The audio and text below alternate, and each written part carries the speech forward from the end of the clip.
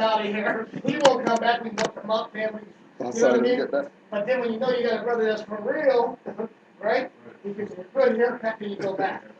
Because some of those brothers are in love with the LDR sister, you know. So well, no, but no, also, this is one of the things that I think I've realized is unfortunate, but it's what I call the Stockholm syndrome, like the Caribbean European thing, which is what happens is you identify with your captor, right? You've been beaten up so much, that at the end of the day what happens is you're like, okay, it's too much to fight, so I'm just going to go along with it. And then they give you go along to get along. They give you a little piece of something. And then if you're a good little house NIGDR, right, then you might get a little something. So that's the whole premise of what this goes on, right? Because it takes real warriors to say, I'm going to fight all the time. At the end of the day, like my mom, she's a conscious person. She's teaching black history, telling me about black power and what's happening now. I can hear what she's saying, but then I have to feel bad because I realize that she's off. But I also realize that what she realized is that she worked this thing where she could get grants from the government. Yes. The government will give you grants to do things only as long as you're doing what the government wants you to do. Right. So she says, "Oh, I'm going to write a book on Black history." I give her 20 grand. 20 grand, right. Yeah. So she can't then step to me and say, "Okay, I agree with what you're saying," because she's just written a book that helps to perpetrate what they're doing. But that may also come from the point that, hey, if she didn't, she might have been out of so-called work. Yeah. And some of us just don't have that strength. And You know that, right? It's like you step three brothers and you say, okay, move that 100 pounds. Two of them go, I can't do it. One of them will step up and do it. You can't get mad at them. Yeah. But that's where you have to start identifying with certain people at the top, who they are, and you have to be careful with certain ones. Certain ones will actually screw you up. Yes. Like, you know what I mean? Will actively try to mess you up, even though you're on a thing. They'll talk some stuff to you behind your back, will sell you out. That's the other level that you gotta be careful of. Because I know a lot of them know, hey, I'm making a little piece of money right now. I'm not going to see you mess that up. Not only just that, a lot of the master people, it's really blood. Yeah. Medical. Like, A and B blood is the lowest blood form out there, right? But if you have O or A blood, your DNA and all the stuff that you're hearing will Resonate. in your heart. That's right. It's coded. Exactly right. There's a lot more. Blood, like your blood. Islam, okay, listen. These brothers know what you're talking about, man. They've been studying more. They already know about DNA, cellular memory and stuff. Blood. Yes. Whole blood is I'm not gonna tell these guys in a minute. What's good, Morris? If Morris could just move up a little bit so we can get picked up on the. Why? What's going on here? Why? I don't want to move. My eyes on My eyes everybody. What are you saying? Front of the bus. No. Back to the bus is what I've been used to. No. And you notice a lot of people are going back to the bus. When I'm on the bus now, it seems like everybody wants to be on the back. On the back, That's where the cool people are. The Okay? cool people in the back. Islam, Morris. Islam. We're here. Another one. Yet another one. But you want to push that door in? Yeah, just a little. Get some of that noise. Yeah. So we're here once again on Canaanland Morris Sunday civics class.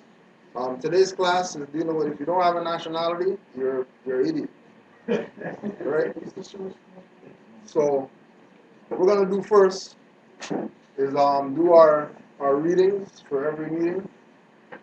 Even though we might not read them every meeting, but you know, we're The intent is there. the intent is there to put it out.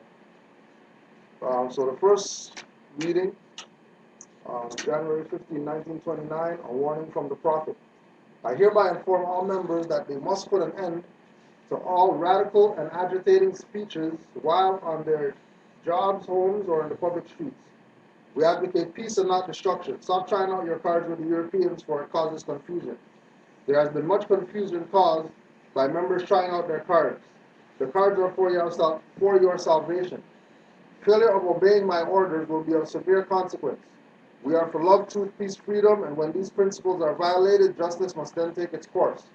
Any member or group of members that seek to hold malicious feelings toward the temple or the prophet, or to violate the divine covenant of the Moorish movement, will receive their reward from Allah for their unjust deeds.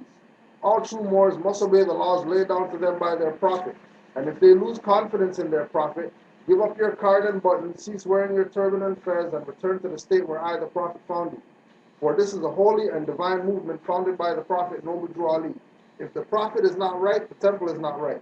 The Prophet is sending out a divine plea to all true Moorish Americans that they may do their part in protecting their Prophet and the temple. This is an everlasting movement founded by the Prophet through the will of Allah to redeem his people from their sinful ways. Islam. To be proclaimed every meeting. March 18, 1929. Islam, I am glad to know that I have a few faithful Moors among you all, and I desire for them to know the truth and the divine truth. That part's funny because if you look out, when you read that first line, and you look out, and then there's only, 7 Moors in the room. There's a host of jealousy about me and the movement now by the same people on our side of the nation that claim it was only a joke and unreal. But now, since they have found out from the government officials and the nations of the earth that this is the only sole foundation that all Asiatics must depend upon for their earthly salvation as American citizens, they are working every scheme they can to disqualify me so they themselves may take charge of the situation.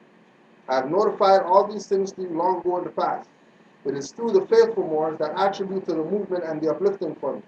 The ones that paid their divine respect to me and the movement will be remembered. This is why I am calling upon all faithful Moors to increase their faithfulness to me, your Prophet, and your divine Moorish movement. I need finance and I need it badly. Never before have I needed finance so badly as I do at present, so I can shove aside the discord that is facing the nation. It all comes through jealousy because of my fame and nobility. The nations of the world will not recognize the movement without I, the Prophet, being head. It has been proven by my works which I have performed in the last few years. Islam. So we go back to the first reading. All true Moors must obey the laws laid down to them by their Prophet. And if they lose confidence in their Prophet, give up your card and button, cease wearing your turban or fez, and return to the state where I, the Prophet, found you. So we have to understand that even though we don't push, the perspective of worship Noble Drew Ali or whatever, right? It's important for us to recognize the impact that his information had on the people, and that him taking the position of saying, well, if you don't want this, take off all your stuff and go back to the state, which was the Negro Black Colored state, where he found us, proves and verifies that he didn't deal with idiots. Because only an idiot would abandon this. Only an idiot would say, well, I don't know about Noble Drew Ali and what he brought, and he didn't bring everything, so we need to go over here and do whatever, right? The reason why we bring up idiot, because idiot is a law term in the law dictionary, and idiot means a person who has been without understanding from his nativity, and whom the law therefore presumes never likely to attain any. A person who has been without understanding from his nativity, and whom the law therefore presumes never likely to attain any. So Noble Drew Ali told the Moors, if you don't do anything, declare your nationality. If you don't do anything, at least do that. Because nativity has to do with being born. So if you have been without understanding, right, whatever, just without understanding in general, from when you were born, you're an idiot, right? So when we look at our people and our situation, we majority of people in the room here found out about Moorish nationality 5, 10, whatever years ago, right? Which means we were born without this. Yes. Which means we were classed as idiots for a long time. And acting like idiots. And acting like idiots. And people knew that was our position. That's why they could get away with what they get away with. Right? And And on top of them getting away with it, they did nothing to try to help us correct that. Exactly. Right? Mainly people on the inside, not the people that we consider the enemy. Right? Which is why Noble Drawley wrote the letters that have to be proclaimed every meeting. That's why Noble Drawley said, if you don't do anything else, declare your nationality. That's why Noble Drawley said, go back to the state of mind of the ancient forefathers, because all these things are to get us out of this idiotic mindset that we've had since we were born. Right? That nobody else came and took us out of this position other than him. Everybody else is trying to push that idea of us accepting some type of subordinate position, right? While being in our own land. Once you accept that support, it's like we always use, like Chinese, for example, right? Man in China goes outside, sees a yellow thing on his car from some European corporation where you need to come to court, pay this or whatever. You're not paying that. He's in his own land. First of all, this thing's not even in the language that I speak or whatever. But there are going to be ones who see the thing and then they take it and they run to the office and go pay. Right? If we go to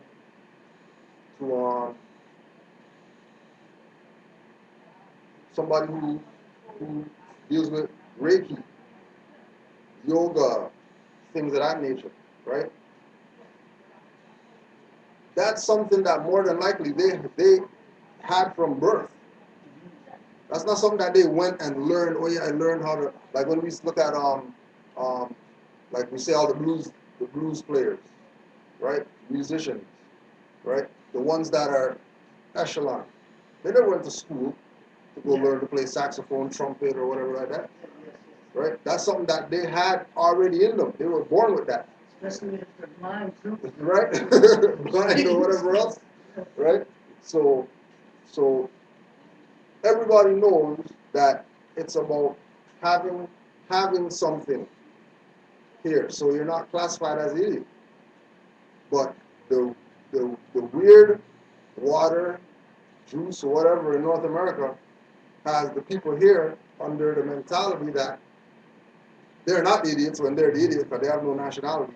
And then they're trying to tell everybody else that they're stupid, right? When the reality is it's them. Not having that information inside them from when they were born. Because when we look at everybody else around the world, they have knowledge of nationality and birthrights. It's not something that they went to go learn. It's something that they already had in them. So when they go out to school, work, whatever, they're recognized as who they say they are, last names or whatever are, then they get certain, whatever they're supposed to get, right? And then they try to call it racist. Right. They start using this idiot on them and talking black, Negroes and all that stuff. Then they try to say it's reverse racism that. But they want to keep people in the idiot stage, not knowing. Go ahead, more. I just want to say that. There's a lot more. So, once again, Moorish Guide newspaper that we just got old copies sent to us, right? So this is on February 1st, 1929, and there's an article in here called "Brother Makes Athletic Plea" by A. Brown Day. Right, so this is just to show, if we don't have the idiot mindset, this is where our mentality would be, right, with regard to everything, right? Brother Makes Athletic Plea, Brother A. Brown Day, and then you, Brother Omar, relate to this. My sister and brother, Muslims of the Grand Body and subordinate temples of the Moorish Science Temples of America, by the consent of our beloved Prophet, I am endeavoring to organize within our midst an athletic club. This club is for young brothers between ages 14 to 25. Will bear the name of Moorish Athletics. This club is entirely different from the Young People's Moorish League, But even so, the members are to work in harmony with the league, because we are all working under love, truth, peace, freedom, and justice. And unless we help each other, then we are not living according to the 5 principles and our divine prophets' teachings. The Moorish athletics are to be trained to play all the seasonal games. In this way, we will gain the opportunity of sustaining the friendship of our fellow Moors of other temples. We'll be able to indulge in our favorite sport played fairly and squarely. So all you young brothers who have accepted Islam, do not fail to help me in this great work. For if we desire to become a nation among nations, we must prepare ourselves to compete with others in all walks of life. I am hereby making this universal plea and hoping to hear from many of you soon. Further information will appear on the back pages of the guide in the following issue. A. Brown Bay. That was 1929. He's talking about athletic clubs for the Moors. And the Moors don't have athletic clubs right now. I also think too that part of even sports promotes teamwork, Right. promotes connection, promotes loyalty, Unity. all those things that, it seems like, I go play a lot of basketball and people are unified sort of, Yeah. but then there's no unification beyond the temporary, Right. right in that moment, right? So I realize that that connection within the Moorish paradigm really could be something that would be effective, right? But like you say, we don't have that. Right.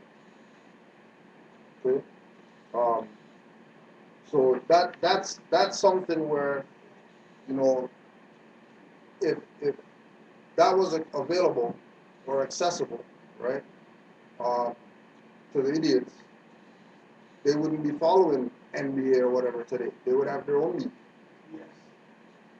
Because the members, children, would have been the ones that would be in the athletic club, and through their support, their children in their own club, right? Just like how they have all these different ball organizations out here, and then camps could go to them and check out to see, oh yeah, well that guy's a good player, we want him to come to our school or whatever like that.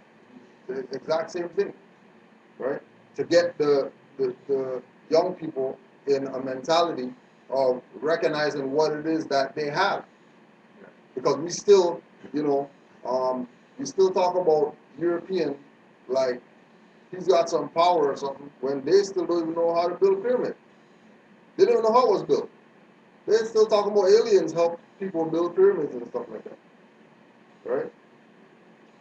But we're looking at them to say, well, maybe we should be learning something from, right? Certain situations call for certain measures, right? But there's no need that, with all these temples that were around at that time, if Arab Chamber is still around, right? How come athletics club isn't around anymore?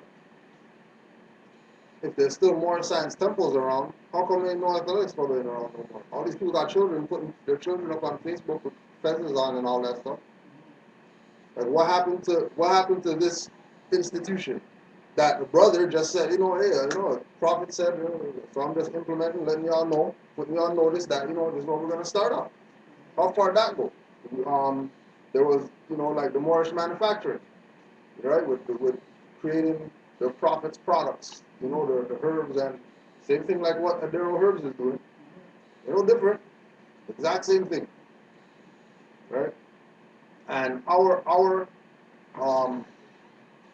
ultimate freedom comes from us recognizing that, we've made a claim, right? We've made a claim to be ourselves. We've made a declaration of who we are.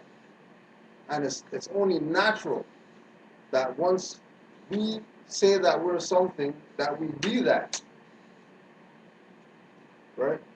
There's no like at this time, there's no real time for Moors to not accept the reality of we're the ones, right? You know, whether it's you look at sports, we dominate it. Look at consumerism, we dominate it. Look at economics, we're the biggest spender or whatever like that. Everybody is, you know, following our lead with regard to, you know, do-rag or shirt, sneakers, jeans, knapsacks, vehicles, whatever. Everybody's watching us see what we do, right?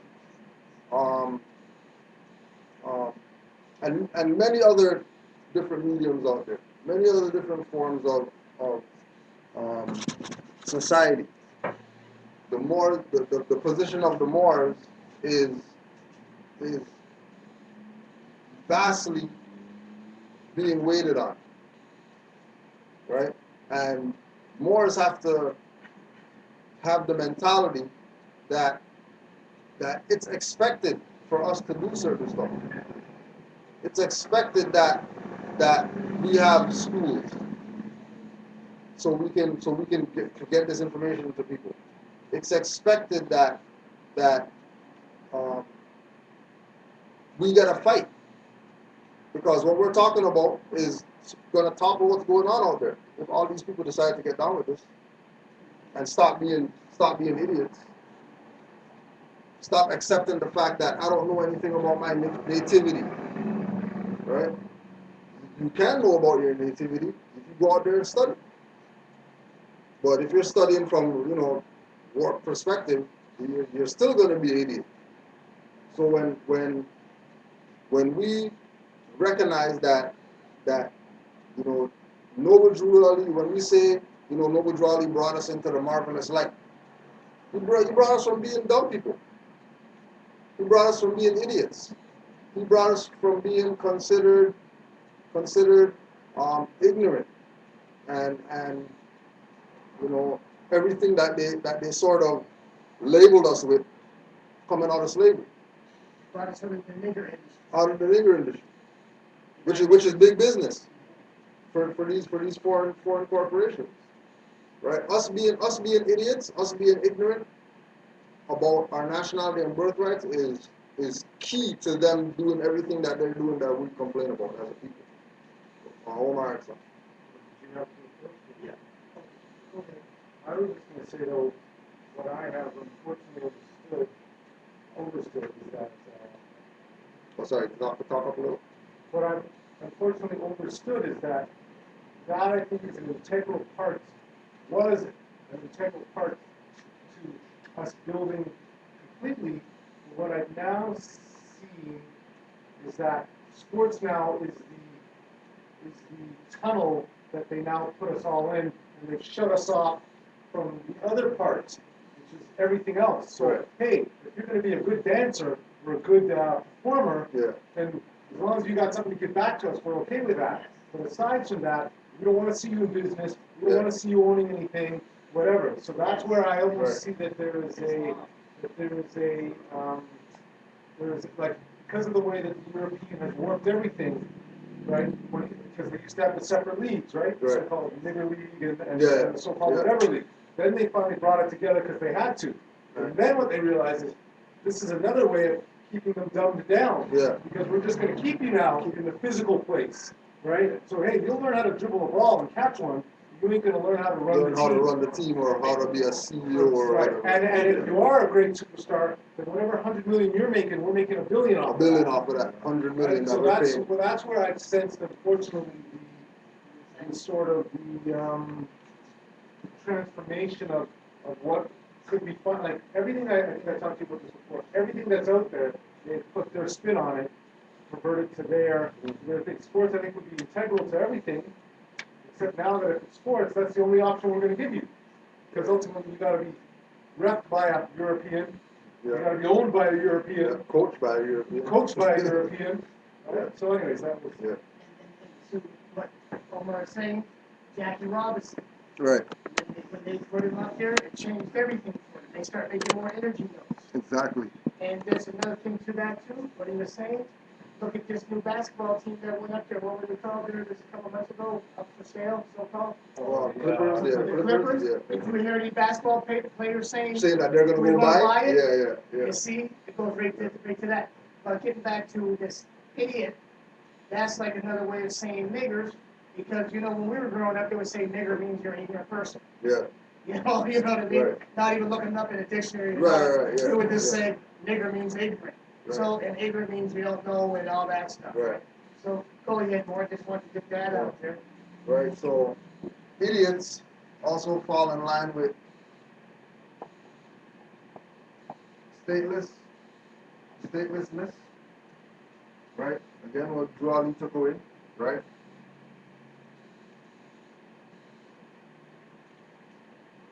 Shadow, property,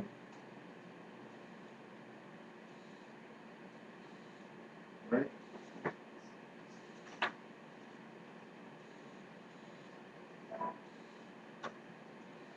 African slave, etc. Right?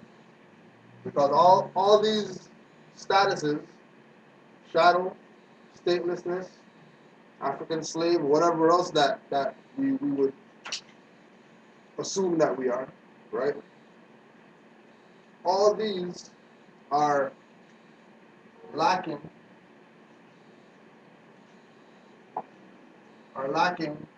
some type of national anchor to keep it in place, right?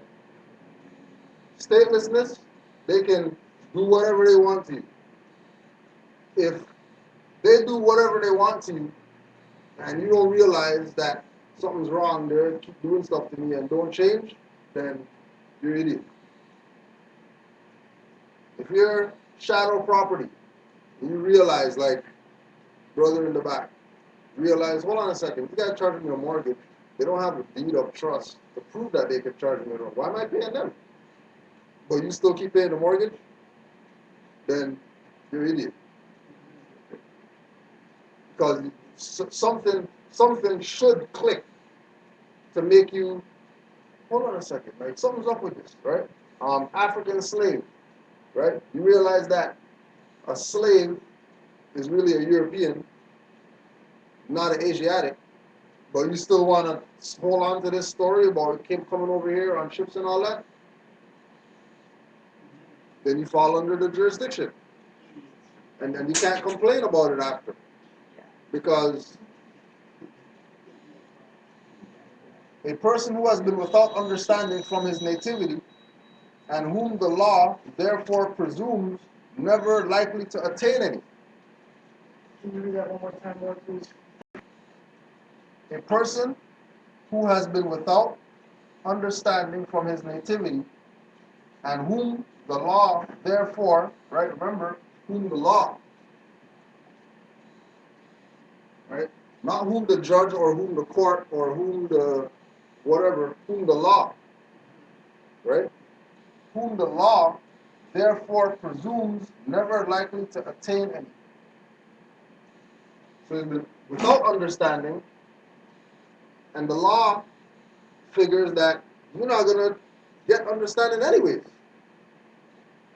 Hence being stateless. Hence being shadow property.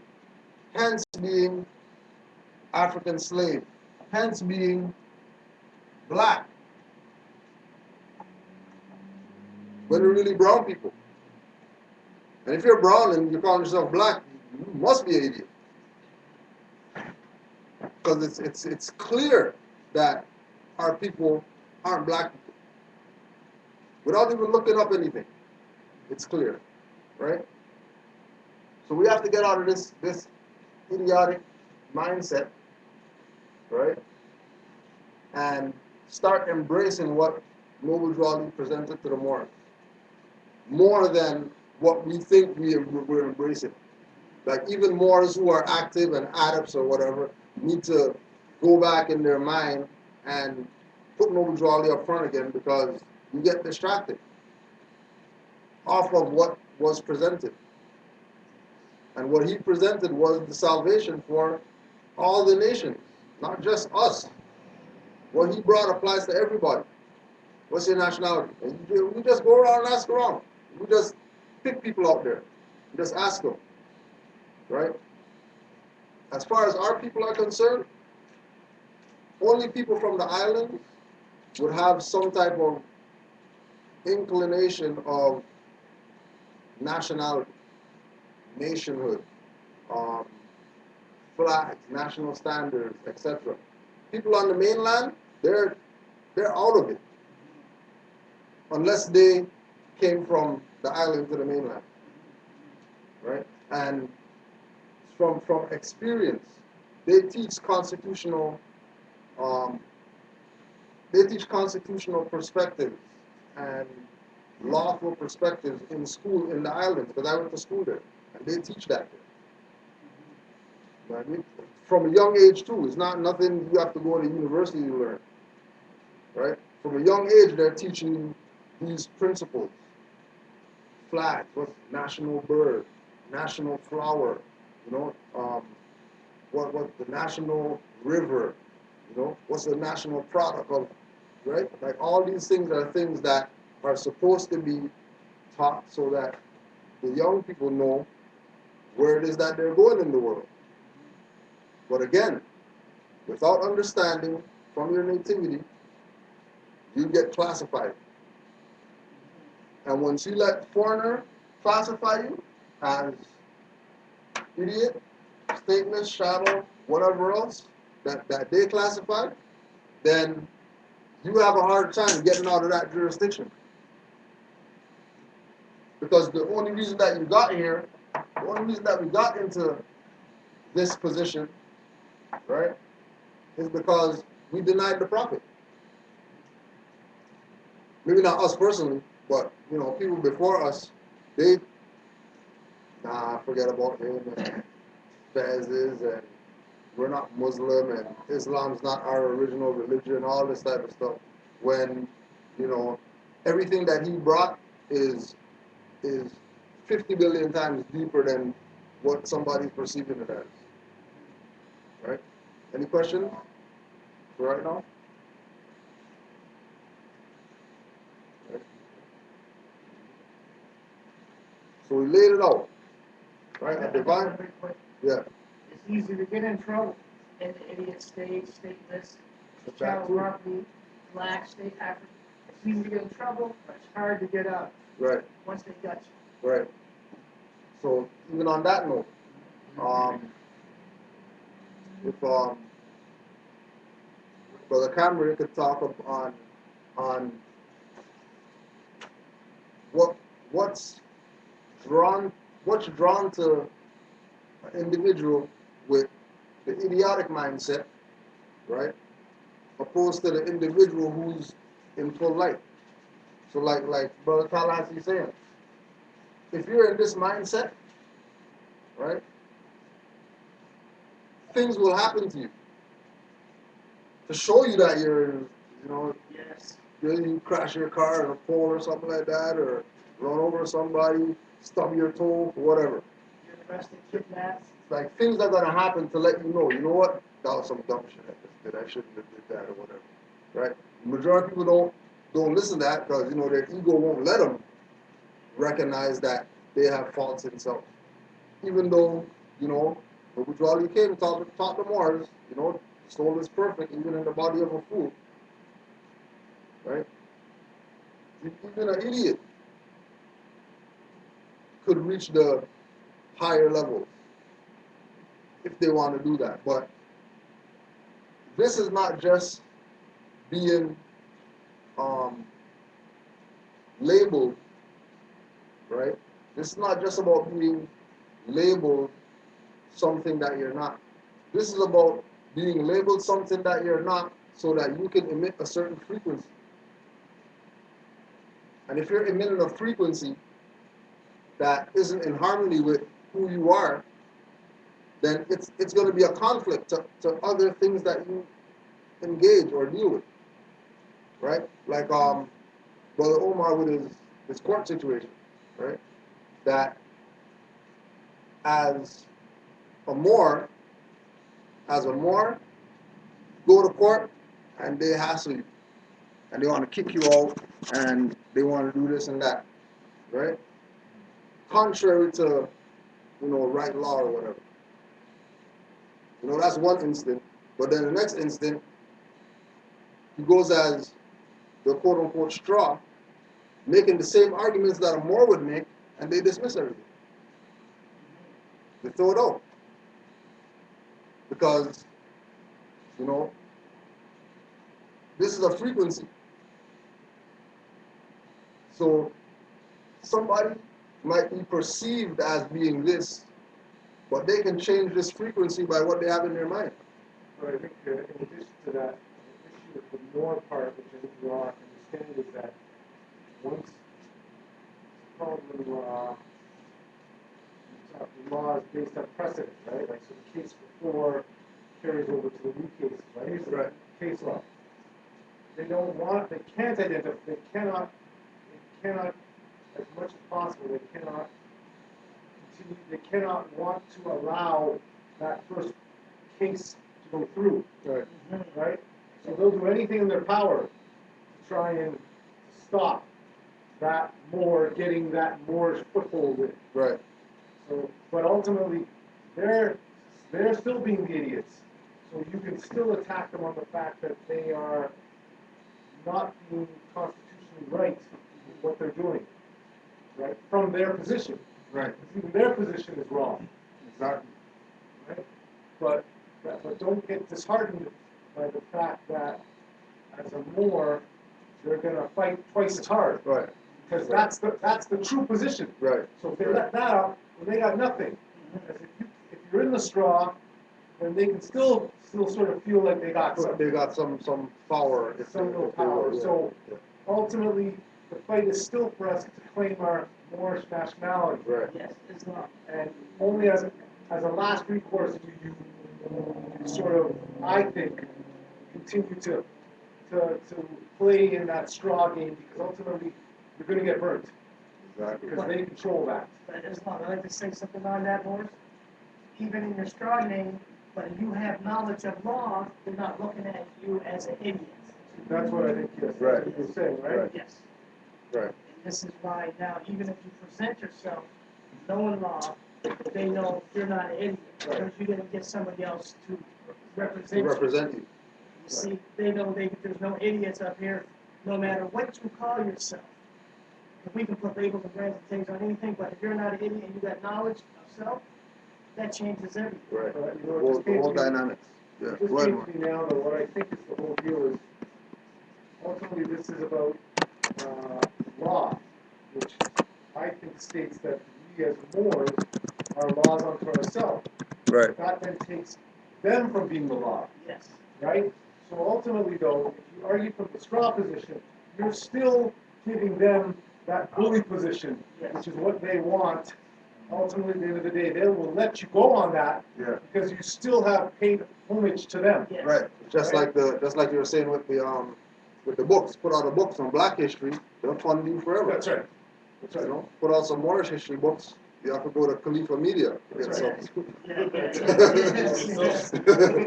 You know, they ain't letting that go out, right? So to get out of the jurisdiction of the unknown or the ignorant, right? Raleigh put out all these different writings, and an important one is Savior of Humanity, because he's sort of letting us know that we should put our trust in him, in what he brought, right? Letting us know that there were things that have been done for our salvation, and he's just camelbacking off what was done before and taking it a little bit further, right? So this is Savior of Humanity. In this electrified age, men are racing into this life without complete knowledge of where they are going or where the end will be. When riches seem to be their only pursuits to be obtained, any way and at any cost. When selfishness, avarice, greed, and lust dominate their very being. When humanity in general is left at the mercy of those who have no mercy in them. It is truly wonderful and astounding to see one come into this mad human drama for the sole purpose of saving humanity, losing all sight on those things worldly and yielding absolutely to a cause higher than has ever yet been attained. This picture is the likeness of Noble Drew Ali, who is serving humanity, coming as he does with a message for the nations in somewhat the same manner as did Yahshua, Muhammad, Buddha, Confucius, and other prophets of their day. Only the things of this prophet's day differ from the ills of the days of the past, and yet the remedy for the ills of today is about the same as the remedies for the days past, all turning about the pivot love for humanity. Humanity must be lifted from the unwholesome depths of poverty, misery, and suffering and placed on the solid rock of salvation. There are some who claim to do this, but upon investigation, one finds that they have slouched under the wings of their cross to extract from those who come to them means by which they can have the pleasures of this life, while they point their followers to joy after death. While they feed their sheep, they also shear them while eating. At the close of their day, the master will be heard to tell them, "You have your reward, get thee hence." Rare is it that you find a real prophet whose mission is the salvation of the nations. The land is full of false prophets whose mission is to fleece the people. The time was and now is that there should come into the land a prophet in the likeness of his brothers, to redeem them from sin and slavery. Truly this prophet, Noble Drew Ali, is the man, bringing with him the message of love, truth, peace, freedom, and justice, which alone can save the nations. Like the coming of Yahshua, he does not come from the elect, nor the rich, nor the mighty in worldly power, but all power is given unto him to do good. This power is from Allah. It will be his works that will make men of every nation accept the truth that he brings. It will be through his teachings that the nations of the earth will understand the will of the Master. It will be through him that peace on earth and goodwill to all men shall come. It will be through his work that humanity will be brought from the slime of life and placed on the rock, the solid rock of salvation. Any input on that? Writing?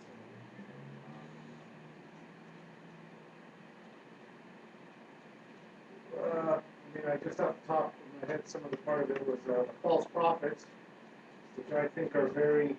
I was tying this back in with what we were talking about when the prophet talked about if you don't agree with him, you give up your fez and your button. Right.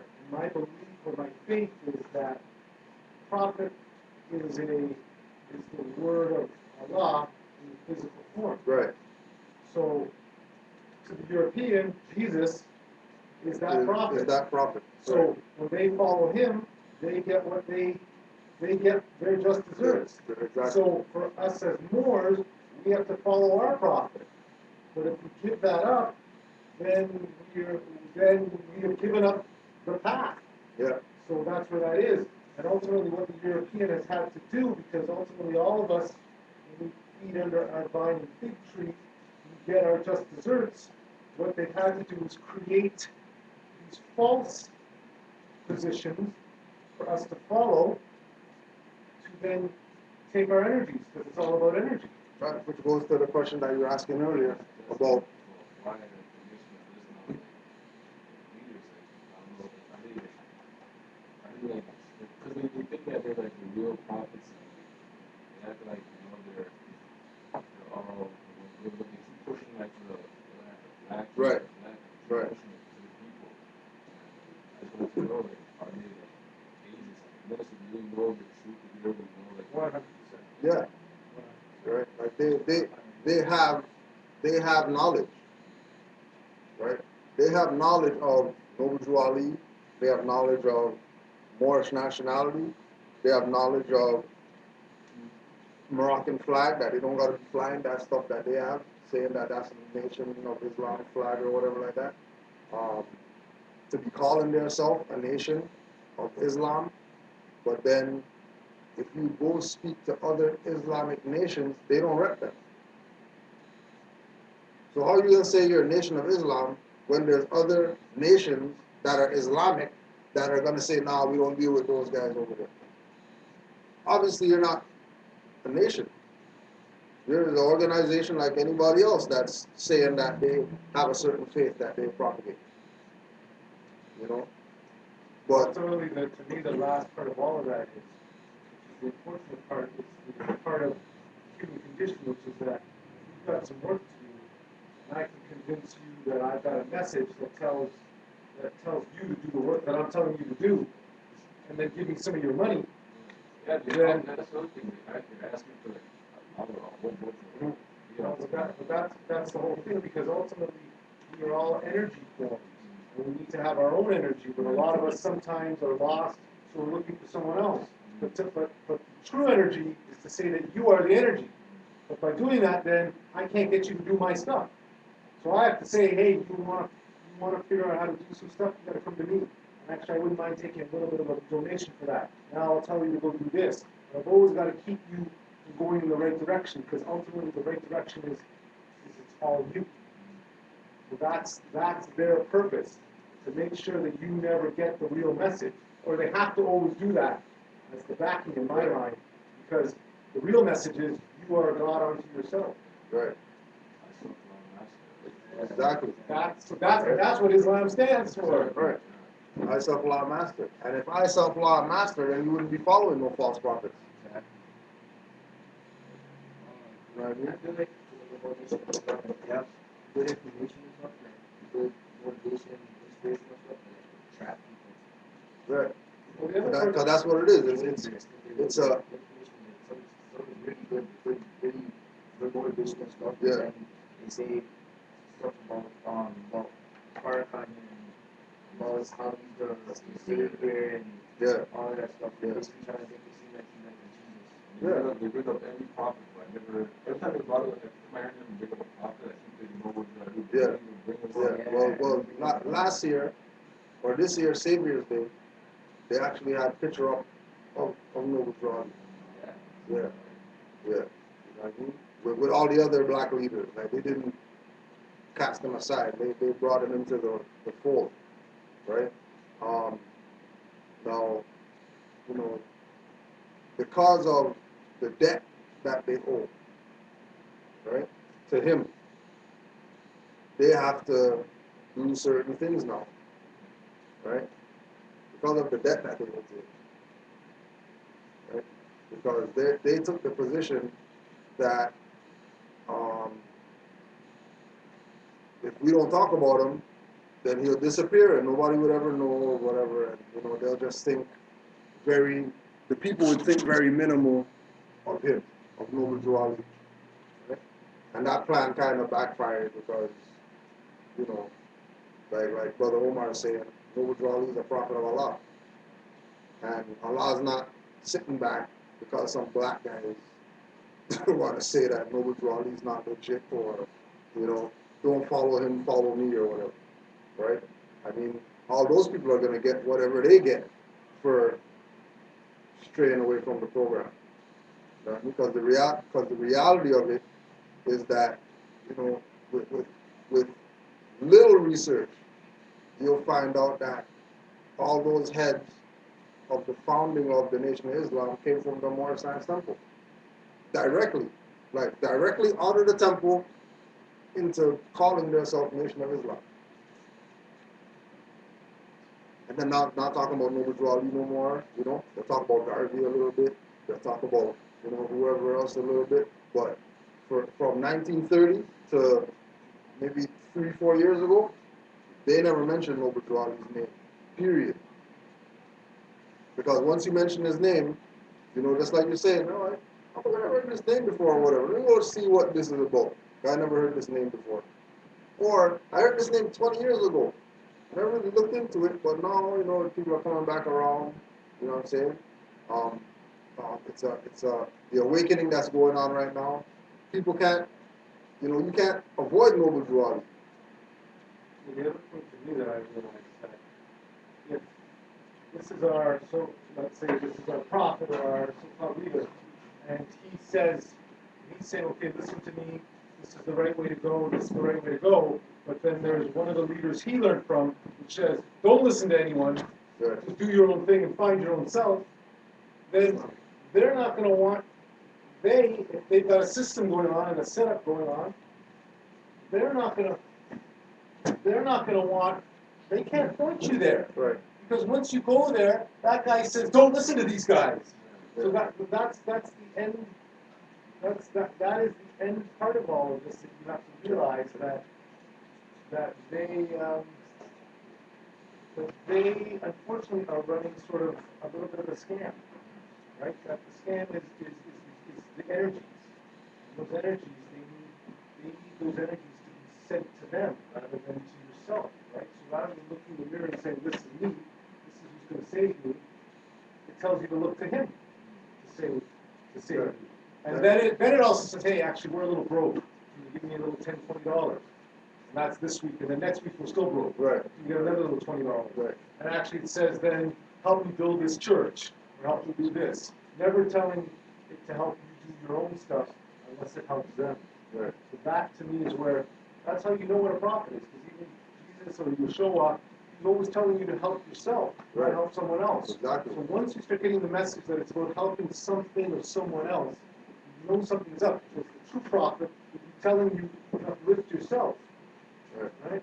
It's like some Morris called me from Florida, right? Young brother, 20 years old or whatever. And he's on this harder than other people. All right. Yeah. All right. So that's right, the class. Yeah, peace and love, bro. Welcome home. Peace and love. Peace and love. Great thinking. Right? So you're saying the Florida guys? Yeah, so a young brother called me from Florida, just studying, finding information, whatever like that. He deals with music and, he just wants to get some advice, how he can assist his people, based on the information that he has, And he's 20. He's on it, hard, wanting to implement something, wanting to, making a move, all right, bro, please, right? Wanting to be involved in trying to help his people that are on his level, his age group, to get out of that slave mentality. You know what I mean? So, once you vibrate on a certain frequency, you're automatically going to get down with this and want to do so. Right? It's like with the thing with the Quran, like, there no more talk about that. Right? Just like, brother with the French. We ain't heard Moors talking about that. Older Moors, but you have new Moors coming in that have this mindset that, hold on a second, we have to, change the way that we get attention with different mediums to get to the people. Because like you're saying, NOI is only one of them that plays, they're black and whatever like that and try to get the people out of their national status. And then the people go with it because they're lacking understanding since their nativity. So that means you're easy to get gained. And it's like, don't think that they're idiots because they're doing it. They have the understanding. That's how they're able to game other people. Because they know, right?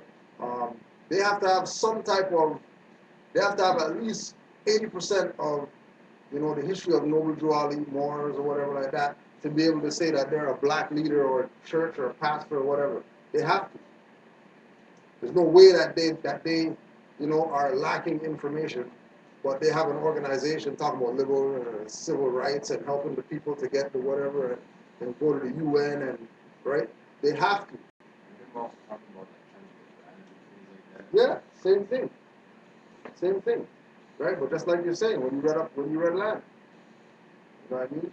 Land encompasses a lot. You know what I mean? Just like jurisdiction encompasses a lot. You know, and the understanding comes from studying and experience, right? You can study all you want, but if you're not applying what you're learning, what's the sense of learning anything? You know, and it's not necessary, or it's not necessarily that your so-called activity has to be in a court, but majority of the people, that's the avenue that they've been railroaded in the most. So the appearance is that that's where they have to go, right, to get this right back or to defend something, to prove something. When Brother Omar went to the court, judge told him straight, this is a quasi-court. This is not criminal court. This is not civil court. This is a quasi-court. Like, out of the judge's mouth. But he's not really a judge, so he can talk stuff like that. That's not really a court, so they can talk stuff like that. Ultimately, the thing behind all of this is that you're taking your energies. This wouldn't be a problem if you were living clean and you didn't have to give someone else part of your stuff, right? Right. That's what the tax all is. Tax is the fact that whatever you're gonna do, you're gonna have to give us a portion of it. A portion. Right? It's only going to be 10, 15%. And you realize they take 10, 15% off your tax, and then you go to the store, and they take another 10, 15%. That's 30%. Out of every dollar, you're giving them 30 cents. Plus, whatever check and whatever. So that's what I'm saying. I'm saying that ultimately, at the end of the day, they're living off of your stuff. So that's why, at the end, plus then, they've got an infrastructure set up, but they ain't even letting you get to the upper parts where you can make some good dollars. So of course, that folds in on itself. Not only aren't you making a lot of money, they're taxing you, and then they've got the ceiling there where they're controlling everything, and they ain't hiring you. So of course, but then they're advertising all the stuff that you need to be buying. Right. So then you say, okay, well, how do I go and do this? Then they put some drugs out there. Right. I mean, you see, like it's that simple, right? Then what you do is you go sell drugs to your own people to keep them enslaved to make your money, and then the police come and they arrest you. Then you got to pay one of their guys to defend you. Who's then taking some money to go. Everybody's getting over on quote unquote Negro black color people. And that's all because, and that's why, as I said, Todd says it best. The things that you think aren't related Are related. are related. Everything is all related to it. It's all related to the fact that it's your energy. That's all it is. Right. So like for example, with the energy, when dealing with those people, right, in conversation or whatever, identify it as that energy. Like when people say, "Yo, how much money you got?" "No, I don't got money." Got energy. And then that way they can't really take it. You can have this paper if you want. Yeah, I got 800 of these that I can give you for whatever. One of the lessons I learned too was it's not money that makes the work; it's the work that makes the money.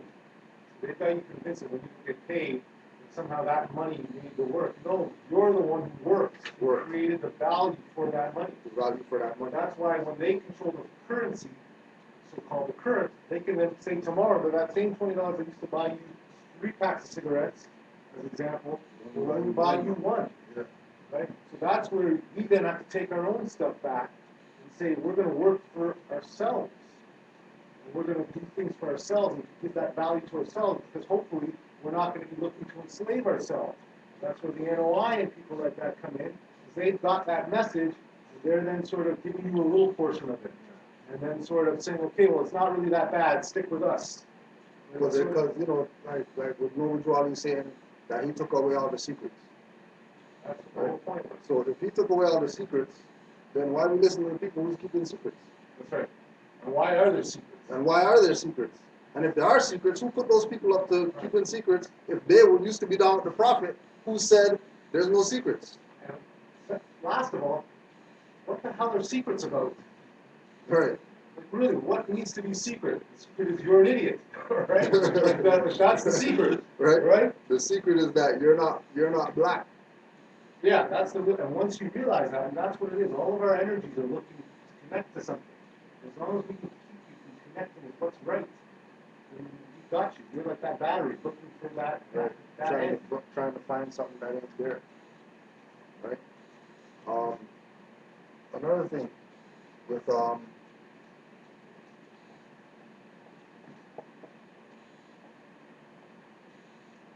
I self-law and master, right? And we're talking about not being in the idiot stage, right? So you, self, and master, right? This goes back to the teaching, the Buddhist teachings, the look within and all that. Goes back to Yahshua, look within, right? First plaque right there, which Oh, yeah. breaks it down on the symbolic level, right? So, I self-law and master, right? So I, star, crescent moon, self, pyramid, right? So I recognize I is where I see is universal symbol. So I is not what you see in front of you, right? I is right. Self, which is what's in front of you, is the pyramid, which is the foundation. which is of the who you foundation or the constitution of man, are. right? Built with the eye at the top, which is your awareness of everything. Right? And then pyramid and kemet is MR, which is still you, right? Self, right? Law is the compass and the square. Which is the squaring of all the evil stuff and then the encircling of all the stuff that you need to look after, right? Keeping yourself out of crime, let's say, protecting your family, let's say. So those are the two, that's where I just came to me now. Right? And then the upper lower triangle, Am the lower self, is the higher self, lower self together. spirit and body. So I self makes Am. Right? The higher you and the lower you coming together. As above, so below. As within, so without. You know the universal maxim, right? And then master is the glyph of the earth. Because here's where we're at. This is what we're mastering, right? East, west, north, south, fall, summer, spring, winter. We're the original navigators. It's the navigating of yourself in the physical, In the physical, but also the spiritual. but also on the higher level, right? Islam. And we never mentioned Muslims. We never mentioned Muslims. We never mentioned Allah. We never mentioned Salat. Ramadan, or none of that. Talking about Islam, as far as we're concerned. One of the things I realized is think about how much work that these people have done to get you off of this message. When you think about Islam, you think about everything else they told you, Islamic, Muslim, everything else. Never mentioned that.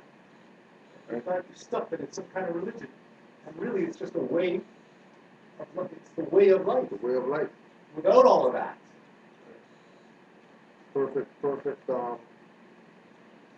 example is when you have people like if you do your research on Alim Bey, for example, Alim Bey, right? Master metaphysician, Reiki instructor, practitioner, all of that, right? The perspective that he's teaching of Islam is for us to recognize that spirit, the thing that is housed within ourselves, that we consider, the divine side of ourselves, is really breath and breathing techniques, and learning to control your breathing. And if Somebody gets you mad, stop yourself immediately, start breathing. Something gets you sad, stop yourself immediately, start breathing. Practice breathing. Walking, sitting on the bus, sit there, breathe. Home, breathe. Right? Because spirit really means breath, not some energy or whatever like that that's inside of us, warm, and you rub your hands and then you can feel your spirit between your palms and all that. That ain't what's going on. Spirit's really, because when you change your breath, you change your vibration. When you change your vibration, you emit or you exude what people are going to gravitate to. Right? Because there's always another level when we're dealing with I, self, law, and master. Because we're coming from a stage when we had zero knowledge. So to get ourselves back to this place where, we build pyramids and all that type of stuff, it's going to take some self-realization of certain things. But self is the master. So don't worry about, Kudro said, and Taj said, and this guy said, and I talked to this more, and he said, whatever. What do you say? That's really where it comes down. What do you know? How far, how far have you gone with a paddle? So you can tell somebody what's out there, so they can be prepared for when they go out there, right? Because it is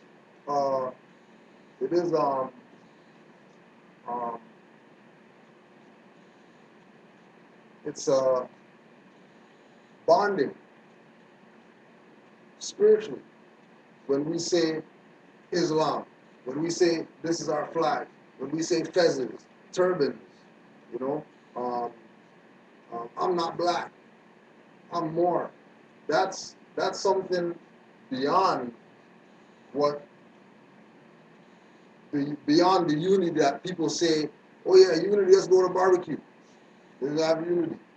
No, like, we can unite ourselves here and literally take over if we want to. Right? But again, because of all these false prophets, whoever else, trying to make or putting the position out there that, well, nah, don't go over there. You have to come over here because, they don't know what they're talking about because, pheasants come from Turkey and, they don't know what's going on. They're following some European or whatever.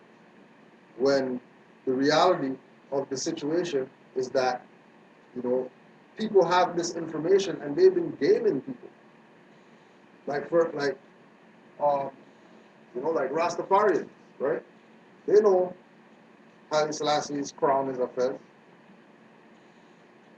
They're not going to tell people about that to divert their attention away from them and people joining their, little whatever it is. But he was known. Rastafarians themselves call Haile Selassie the Black Sovereign.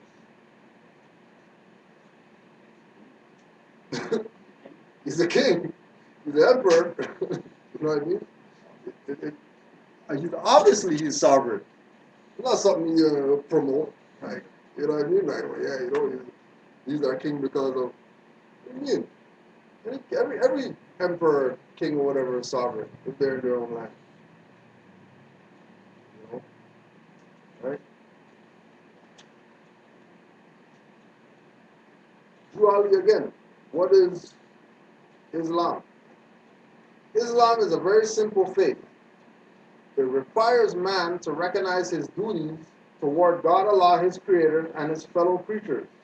It teaches the supreme duty of living at peace with one's surroundings. It is preeminently the religion of peace. The very name Islam means peace. The goal of a man's life, according to Islam, is peace with everything. Peace with Allah and peace with man. Right? So, that's contrary to people who so-called call themselves Muslim. Because if they were really for Islam, they wouldn't say that there are all these different sects of it. Because that's not peace, that's separation. Right? And then then that's why, you know, those people are mad at him. That there were, you know, during the prophet's time, there were imam leaders who were trying to put out fatwas against the prophet, saying he's a fraud and all that. And that the higher levels of Islam or Islamic leaders need to deal with him.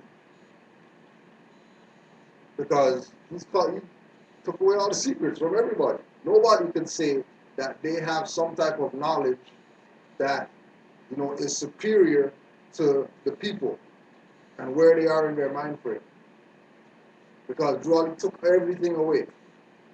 And because of Moors going against the prophet is why people ultimately said, forget this. Because if his own people are going to kill him, what do I want to be down with that for? If people in turbans and fezzes are going to go assassinate the prophet. But people in bow ties or whatever killed Malcolm.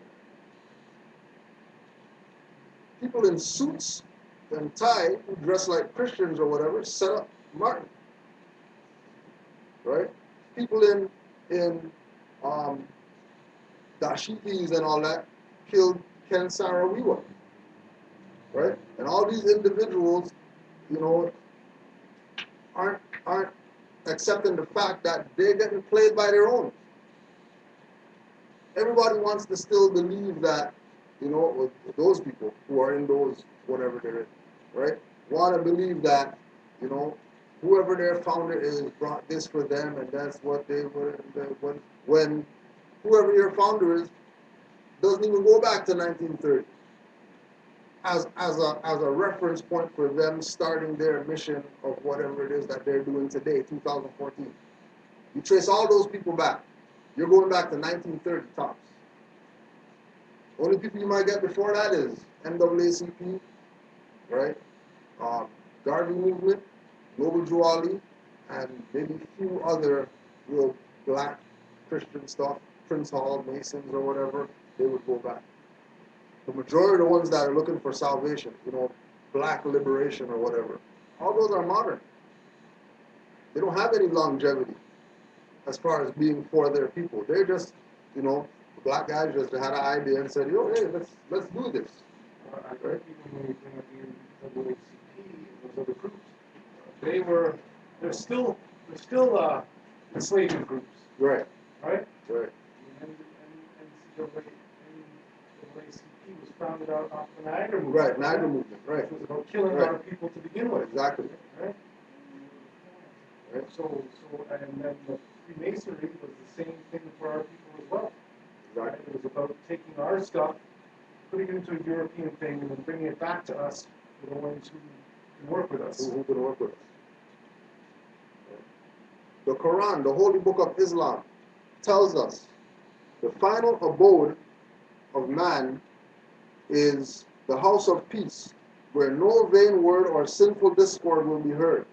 The holy divine prophet, Noble Drew Ali, says that a follower of Islam, in the true sense of the word, is one whose hands, tongue, and thoughts do not hurt others. The object of man's life, according to Islam, is its complete unfoldment. Islam teaches that man is born with unlimited capacities for progress. Islam does not support the idea that man was born in sin. It teaches that everyone has within him the seed of perfect development, and it rests solely with himself to make or mar his fortune. The cardinal doctrine of Islam is the unity of the Father Allah. We believe in one God, Allah, who is all God, all mercy, all power. He is perfect and holy, all wisdom, all knowledge, and all truth. These are some of his great attributes so far as we can understand. He is free from all defects, holy and transcendent. He is personal to us in so far as we see his attributes working for us and in us, but he is nevertheless impersonal. Because he is infinite, perfect, and holy, we do not believe that death, decay, or sleep overtake him. Neither do we believe that he is a helpless, inactive, and inert force. Nothing happens without his knowledge and will. He neither begets nor is he begotten, because these are the traits of frail and weak humanity These are the traits of frail and weak humanity. This unity is the first and foremost pillar of Islam, and every other belief hangs upon it. Any comments on that? All right, so we recognize that the perspective of Islam that Noble Drew Ali brought to the Moors is way broader than the perspective that we're taught Islam is, or the perspective that we adopted as Islam. Because majority of the people who push that idea, perspective of Islam, right, are people who recognize and understand that there is a broader perspective, but they're trained not to go there. So like when we do events and we vend at events or whatever, and we're talking with Muslims, from the jump we tell them we're Sufis. We're not Sunni, Shia, and all that stuff. And immediately they recognize, oh, okay, so you guys, that's why you guys have your own Quran, and that's why you guys are spiritual, and that's why you guys have a flag and all this type of stuff. Okay, we get it. Because certain things that Noble Drew Ali brought is common knowledge. We're the only ones that didn't know certain things. We're the only ones that didn't know that, Sufism is original Islam. And the people who couldn't, reach those higher levels, right, were stuck with whatever was left over, right? When you look at, Buddhism, right? Buddhism was for people on a certain level, and everybody else, they got whatever was left over, right? It might not be a negative or something to bash or whatever, but people are on a certain level. That's why if we look at what is Islam and or the Moorish American prayer or whatever, and Allah is mentioned as He and Father and all that. It's to get people where they are. You're coming out of Christianity, all you know is He God. You come out of Christianity, somebody thinking God's woman and female and all that, your perspective is going to be, forget what you're saying. I don't know what the hell you're talking about God's female. God's not masculine or whatever, right? And it's important that sometimes we push those buttons with people, because them thinking would help them get out of this mentality. Them themselves, the individual who is lacking knowledge, them thinking for themselves based on something that a Moor told them is going to get them to take that thought further. Right? It's like when people ask questions. People ask questions about Moors, but they ask black guys. They ask Negro guys. They ask African scholars. They ask Egyptologists. They ask Europeans. They ask all these people, and nobody never going to come and ask them more or nothing. Because, oh no, we can't go to the Moors because every time I bring up something to the Moors, they're semantics. They're not semantics. Moors are sticklers for law. Moors stick to the program of, if you're not black, then you start talking black stuff, we'll call you on it. Nothing personal, but we deal with law. So things have to be looked at from a certain perspective as far as we're concerned, right? It's like, you go somewhere, like when we used to have classes in the park, for example, right? And, we'd be on the corner chilling with the brothers who are corner people, you know what I mean? And in in the corner people's mind, right? When police pass by, officer, whatever, public servants pass by, right? When the Moors with them, they don't stop. And then they recognize that. They recognize that, how come police don't stop when you guys are on here? Why you guys go ask them why they don't stop? Right? They're not just driving by just because, windows rolled up, hand like this while they're driving by. You know what I'm saying? Even right out here, you know what I'm saying? They drive by all the time. We wave and shit like that, you know what I mean? They're, hey, how you guys doing or whatever. They don't do that with black people. It's not something that they do, but everybody's familiar. We're the only ones that have been in the dark. And once we start taking the position of recognizing that this is our stuff that everybody else has taken because we haven't done anything with it, right? Coming to that realization that there's no such thing as there's no such thing as a passport with my name on it or whatever, right? We gave the Europeans passports before they started issuing passports. The Europeans were the first passport holders because they had to pass the port that was run by the Moors. On top of that, they needed something so that they don't get, the quote-unquote pirate, whatever, their ship taken over and, take their ship, take all their stuff and then send them wherever or put them in slavery. You better have a passport when you come sailing around here. Because if that ship doesn't have a flag on it or whatever and it's sailing around here, that's ours. No different than, just like Brother Tallahassee was saying with making the claim, why are we claiming the house? Claim the land. Don't claim the boat, claim the ocean. And when you claim the ocean, then any boat that's on it, you could throw your whatever on them and reel them in. Oh, you guys got some credentials? Oh, okay, all right, cool. And we send whoever else back. But that's the power that we have. That's the power that we have today. If we would only recognize that, in a lot of aspects we're idiots. Because we have no understanding since our nativity. The other part of the problem is karma to it too, because we created some of the problems that we're facing right now. Right. They just emulated what we did. Right. Right? And we fell because we didn't honor certain things.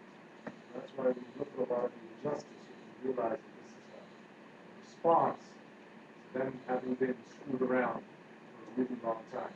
Right. Right?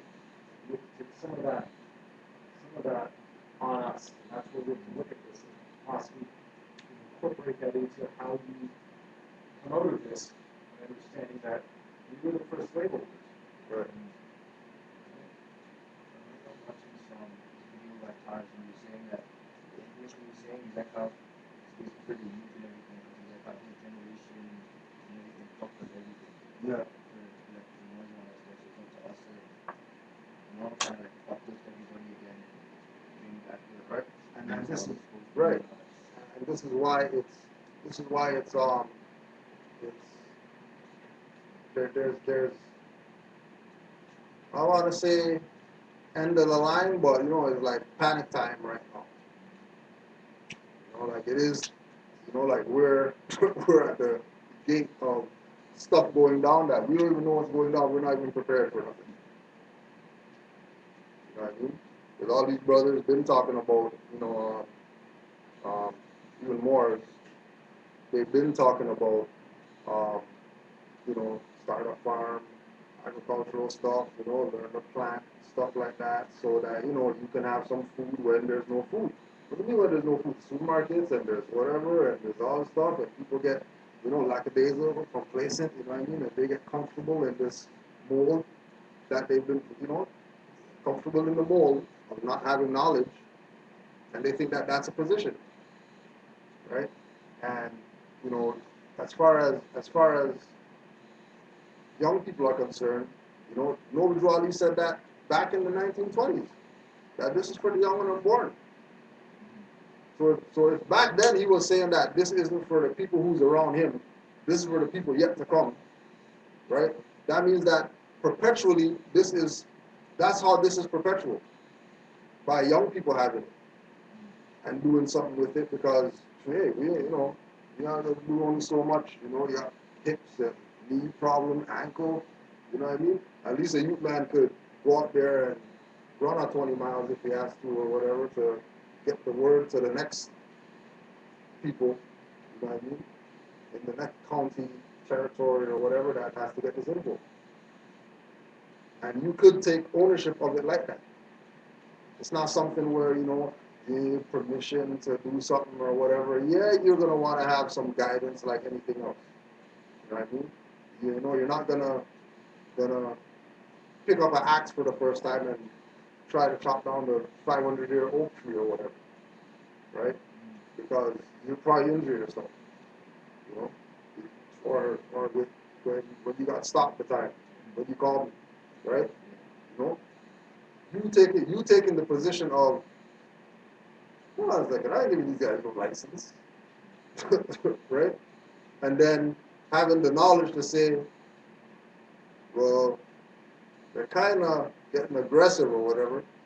You don't have somebody on the phone just in case, you know, whatever, something goes down, that somebody else on the phone. I'm not here by myself or whatever, right?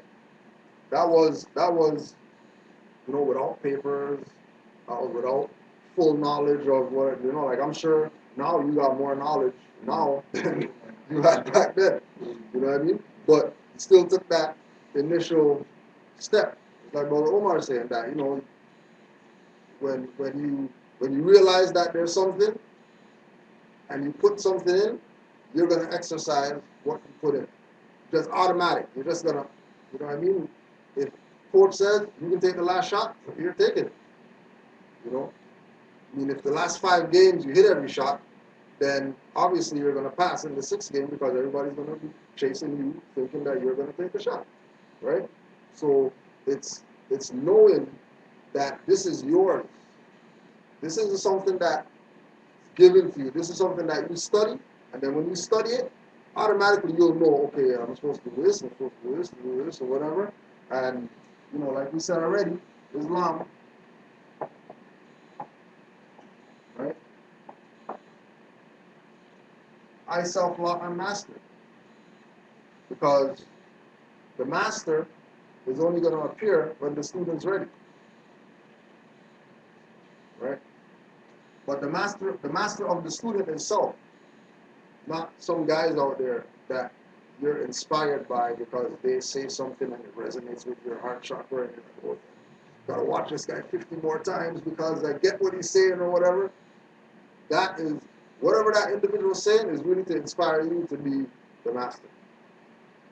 That's really what's supposed to be as far as the teacher-student relationship. The teacher is only supposed to inspire you to be the teacher. So the teacher can say, okay, you guys can go up there and do whatever it is that's supposed to get done. Because I don't need to do this no more. If, you know what I mean? If we have, you know, young people saying, you know, like brother in Florida, right? Saying, hey, you know what? I need to find a way to get this to my people because, you know, people in my generation, they're not listening to you guys, right? And the teacher taking the position of recognizing that, yeah, we know they're not listening to us, so what are you going to do about it? And then they'll get their little, you know, advice or whatever, and then they go out and they go say to their friends, you know? Because that's the only way it's going to happen. Because we already know that certain generations, they are listening to adults tell them anything. Unless they're, you know, rapping about some foolishness or whatever. But thinking, knowledge, things like that, they want to hear their boy come tell them about the Illuminati or whatever. There's going to be a different perspective coming from their boy. You know what I mean? That's in their age group, right? Just like Brother Tallahassee that was here, right? I only send people to him that are over my age because I know they're going to relate to his frequency because they're older. I don't have to say nothing to them. Like, you know what? Just call this guy. He'll put you on this stuff. Don't worry. Right? Same thing with younger brothers. That we know that, y'all are into the info. You can send younger brothers to y'all. Y'all start your own little study group. You don't really necessarily need us, right? You just need the instruction for you to go out and then round up your peeps, and create your own body that are doing things along the prophets or principles, and you know what I mean. You're studying, and you got your law dictionaries. You're doing everything that Moors do naturally, right? But it's not a thing where hold a hand across the street and you're 30. Go across the street, bro. Like, what's up with you? You know what I mean? You don't need to be babying. Majority of the young people now are more adult than when we were that age. You know what I mean? Like there's young people dealing with more serious issues than we were dealing with at their age today. So they're ready. They just don't have the right tools. And that's where it comes into older Moors, whether it's elders, big brother, big sister, Moors, or whatever like that, who have certain knowledge to give it up. Like, what are you doing with it? Well, we can't let them go out there and don't worry about letting them go out and do whatever. Once they're studying and they're sticking to the program, they're gonna change the frequency. And once the frequencies change, there's no going back. Because once you go back, you're gonna get more judgment for going back than you would have got if you just, stayed course. Just because. What else am I doing? Tried everything else. Tried black stuff, didn't work, got my ass kicked. Tried Negro, African, whatever. Police don't stop me, do whatever. Tried this, tried that. Yeah, you might get some hassles as a Moor. But the reward is way greater. Like having the mindset that you're a Moor and talking to somebody who assumes that you're a black person because of your appearance, right?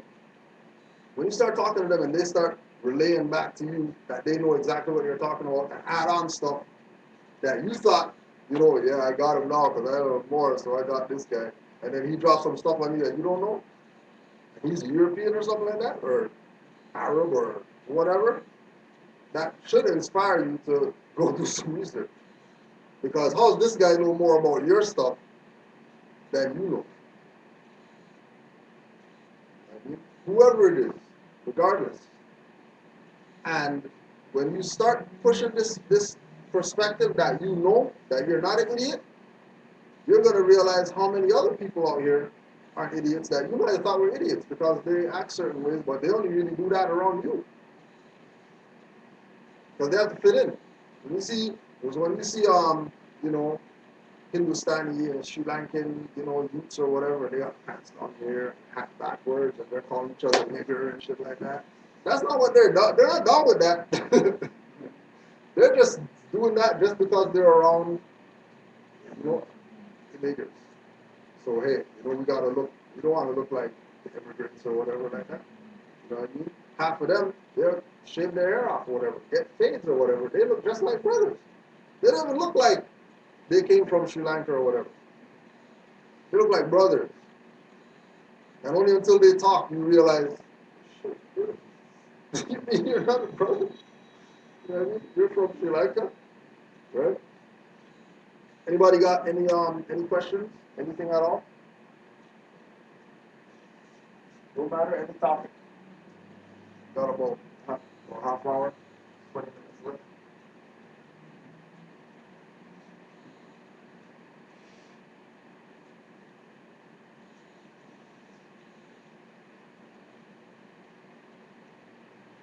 You wanna talk about the court thing that went down with the quasi court and all that? Yeah, I mean, I know we talked about it already, but, you know, just for the new people. Just the color the color of the quote-unquote court. And, you know, what you experienced just, Well, I mean, I had a parking ticket, I had a couple of tickets with these, conveyance, sort of straw, straw umbrella, and I had a parking ticket that I was, because obviously the straw name, all caps, is the name that they've given us to sort of identify their property, as well as it's got a European last name, or it harkens back to a European, I guess, family. So on this one parking ticket, I hadn't sent my writs in to sort of identify my new national name. So then she advised me that basically I should go in and sort of fight it on under the guise that even in the straw capacity, there's a multiplicity of fractions that they're involved in. So I went in there, and the first things that they're doing is they're always trying to intimidate. So for me on this one, it was only a $30 ticket. So I know from previous experience that even with court costs, it's only $42. right. So I said to myself, okay, this is my test. So next brother before me, European, was in there. He had some ticket. They're like, well, if you fight this, it could be $500. I see him start to sweat. So they come up to me and say, what about you? I said, well, first of all, I asked, I said, what type of court is this? I said, is this a criminal court? No, I said, is this a civil court? No, this isn't a civil court. Well, what kind of court? Well, this is just a municipal court. This isn't even really court. I said, well, then I shouldn't really have to pay. She's like, well, okay, then fine. I'm then gonna, this is a European sister, or European sister, European and Albion, that they have, I guess, as their front man. And this is where I start to realize now they have a lot of the feminine energies now are the ones that they're taking as the prosecutors, because obviously the female is the goddess, right? The true creator of all life. So this is a tendency I'm starting to see. So she says, well, all I have to do is prove that you were parked there. So well, I want my day in court. So I go in there, there's about 7 people in there. 5 of them decide to do what they do, which is, but before that, they line everyone up as you come in, and you go up to her, and she tries to find out what you're going to do, just about. Are you going to fight, or are you going to do whatever? Right, so just to interject right there. So prior to Moore's, prior to Moore's being active out here, the process is you go to court and then you go inside, right, to the courtroom, and then you talk to the prosecutor in there, right? Because of the frequency changing, when Morris come in there and talk to the prosecutors, or when you go in there and talk to the prosecutor in the courtroom, it's pretty much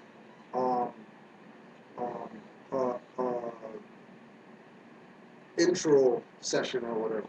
Where you go and you tell them your name or whatever like that. How do you plead? Not guilty, guilty, whatever. And then they tell you to sit in the court, in the body of the court. But now they don't do that in the court anymore. They do that outside now. Well, right? This one, though, it seems to me what happens, this is what I've noticed, is that because I've gotten to court late and then I've gotten to so-called court early. Court early, everyone comes in and she'll say, hey, guys, start coming out.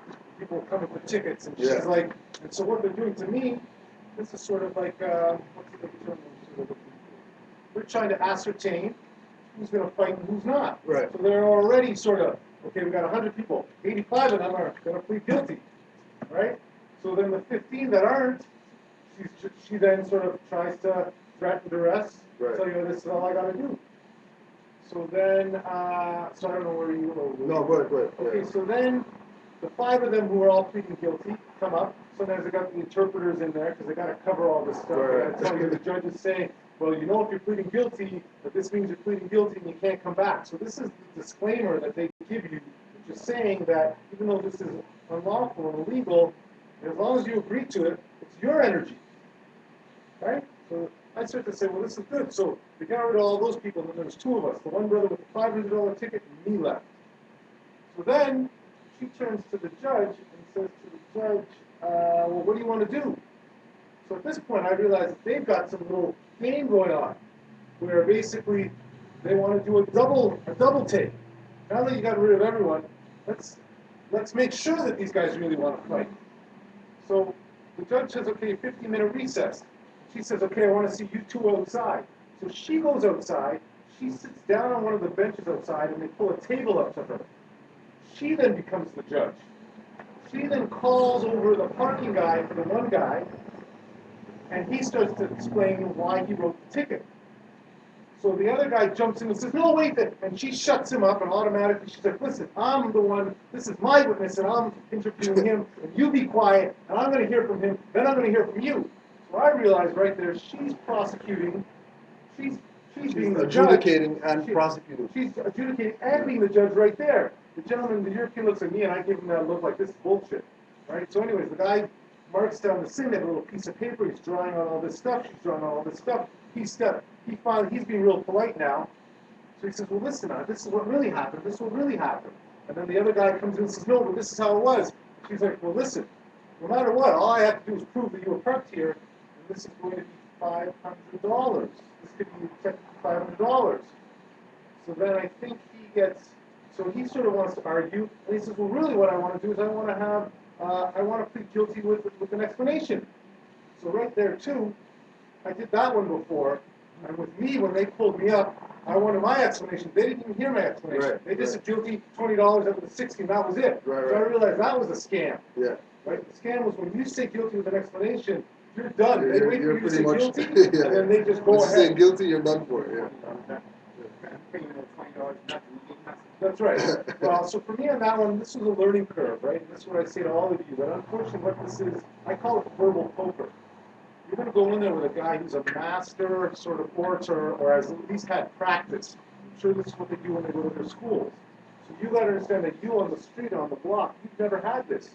You're going to have your information. You also have to understand you're nervous. You may want to go and watch, like you may need to do some of the work as to how this needs to sort of actually go down in real life. So they pull him up. He then says, oh, well, I want to explain this and this and this. Anyways, they sort of send him on his way with this $100. Yeah. Right? He pleads guilty, and they send him on his way. So then they call me up. So they say, you want to come up? You want to have a trial? I said, yes. They said, have you ever been in a trial before? I said, yes, though I hadn't. So then they said, well, you should have a piece of paper and a pen. So I don't have a pen. I said, well, can I borrow one? So they gave me one. They said, you're going to want to have a piece of paper to write some stuff down. The judge was being, in my mind, sort of definitely helpful. I think to them it was sort of like an interesting sort of thing, why this guy is challenging this $30 thing. So then he said, well, this is the way it goes. The prosecutor puts her position out. She calls up a witness. You're then able to then cross-examine the witness. I then decide on this stuff, and then you can have submissions. So then she comes up and she pulls up the lady. And the lady says, oh, well, there's a car parked here at this time. It didn't have a sign, and the sign was there. So then he said, well, do you have anything to say? And I said, what kind of court is this? I said, is this a criminal court? I said, is this a civil court? He said, well, this is neither of those. This is a kind of quasi-court. I said, do you know what you just... And then he's like, criminal court is... And then he's just going into this long... It's on the record, right? It's all on the record, right? Put quasi out there. Quasi, Latin, as if, almost as it were. Analogous to. Analogous to. This term is used in legal phraseology to indicate that one subject resembles another, with which it is compared in certain characteristics, but that there are intrinsic and material differences between them. It is often prefixed to English words implying mere appearance or want of reality. What do you spell quasi? Proper spelling? QUASI. QUASI? Yeah. And in one of the videos that I heard before, I think maybe it was even Cujo said, if they mention the word quasi, it's done. Yeah. Right? So I said, do you know what you And then he went on to start talking about how criminal case was about the preponderance of evidence in this, and civil was this, but this was really sort of to do with the municipality and to this sort of stuff. So I sort of looked away, and then so as it goes on, she then continued, she asks the, I think, yeah, she then, so then I said, well, this is a fraud. He goes, what? I said, no, I said, it's very hard for me at this point to try and, I said, I'm just wanting justice here. I said, I'm just trying to understand how I'm supposed to proceed, when this is neither criminal nor civil. I said, I don't understand. I said, I'm at a loss here. I said, I don't know what to study. So then, the witness is there, and so then he says, well, you can now ask the witness some questions.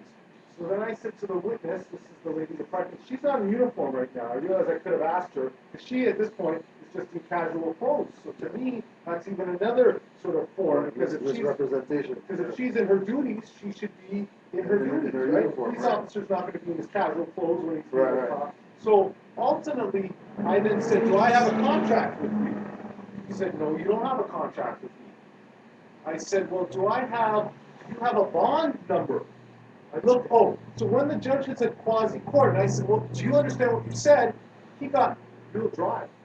I was watching, his mouth got, he started getting real dry. I saw the water there, the water bottle, like the water, his little water jug was all glistening. I said, I think I'm going to see this brother take a drink. When he never took a drink, I realized he was holding real well. But he was like, and I see him sort of looking around, and then when I asked the lady, she was a sister, she had some melanin in her, and she was getting nervous too, but I didn't, this is, yet again, it's just me with my little 2 pieces of paper there. I didn't have anything, like, you know what I mean? I hadn't done enough of the study, which is what we all have to do.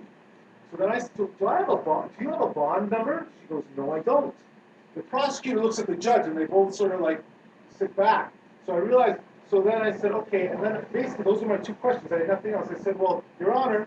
Sorry, bond number relating back to birth certificate or? Bond number to her carrying out her duties. Okay. She has to have, I think, a bond number to carry out her duties because she has to be bonded. Yeah. Right? Because you have to also be a public servant for them to also adhere and charge you for it. Anyway, you have to be part of a member of that corporation. Oh, well, but that's where I think straw man itself. But that's where the straw is. No, yeah, but the straw man himself now, on top of it, has to be a worker, a public servant too. You're completely right with that. Yes, you are. That's right. So all you do is get them to prove that, and they'll prove fraud right there on the record. Right. So anyway, she says no. So then I turn to the judge. Of course, I'm a little nervous too. This is, as I said, my second time, sort of even having stepped to this level. Because the last time when I did my pre-national name, the man kicked me out because I had the writs there, and I was challenging him on the writs. So he told me to sit down, and then when I stepped up again, when he called the straw again, he then got the bailiff to kick me out, right? So and then he ex parte the case, right? So so I'm now going back to appeal that, but then they've gotten me to pay 10% of that charge to sort of then to keep it going, right? So I'm fighting it all, and you should fight it all too. This is the thing.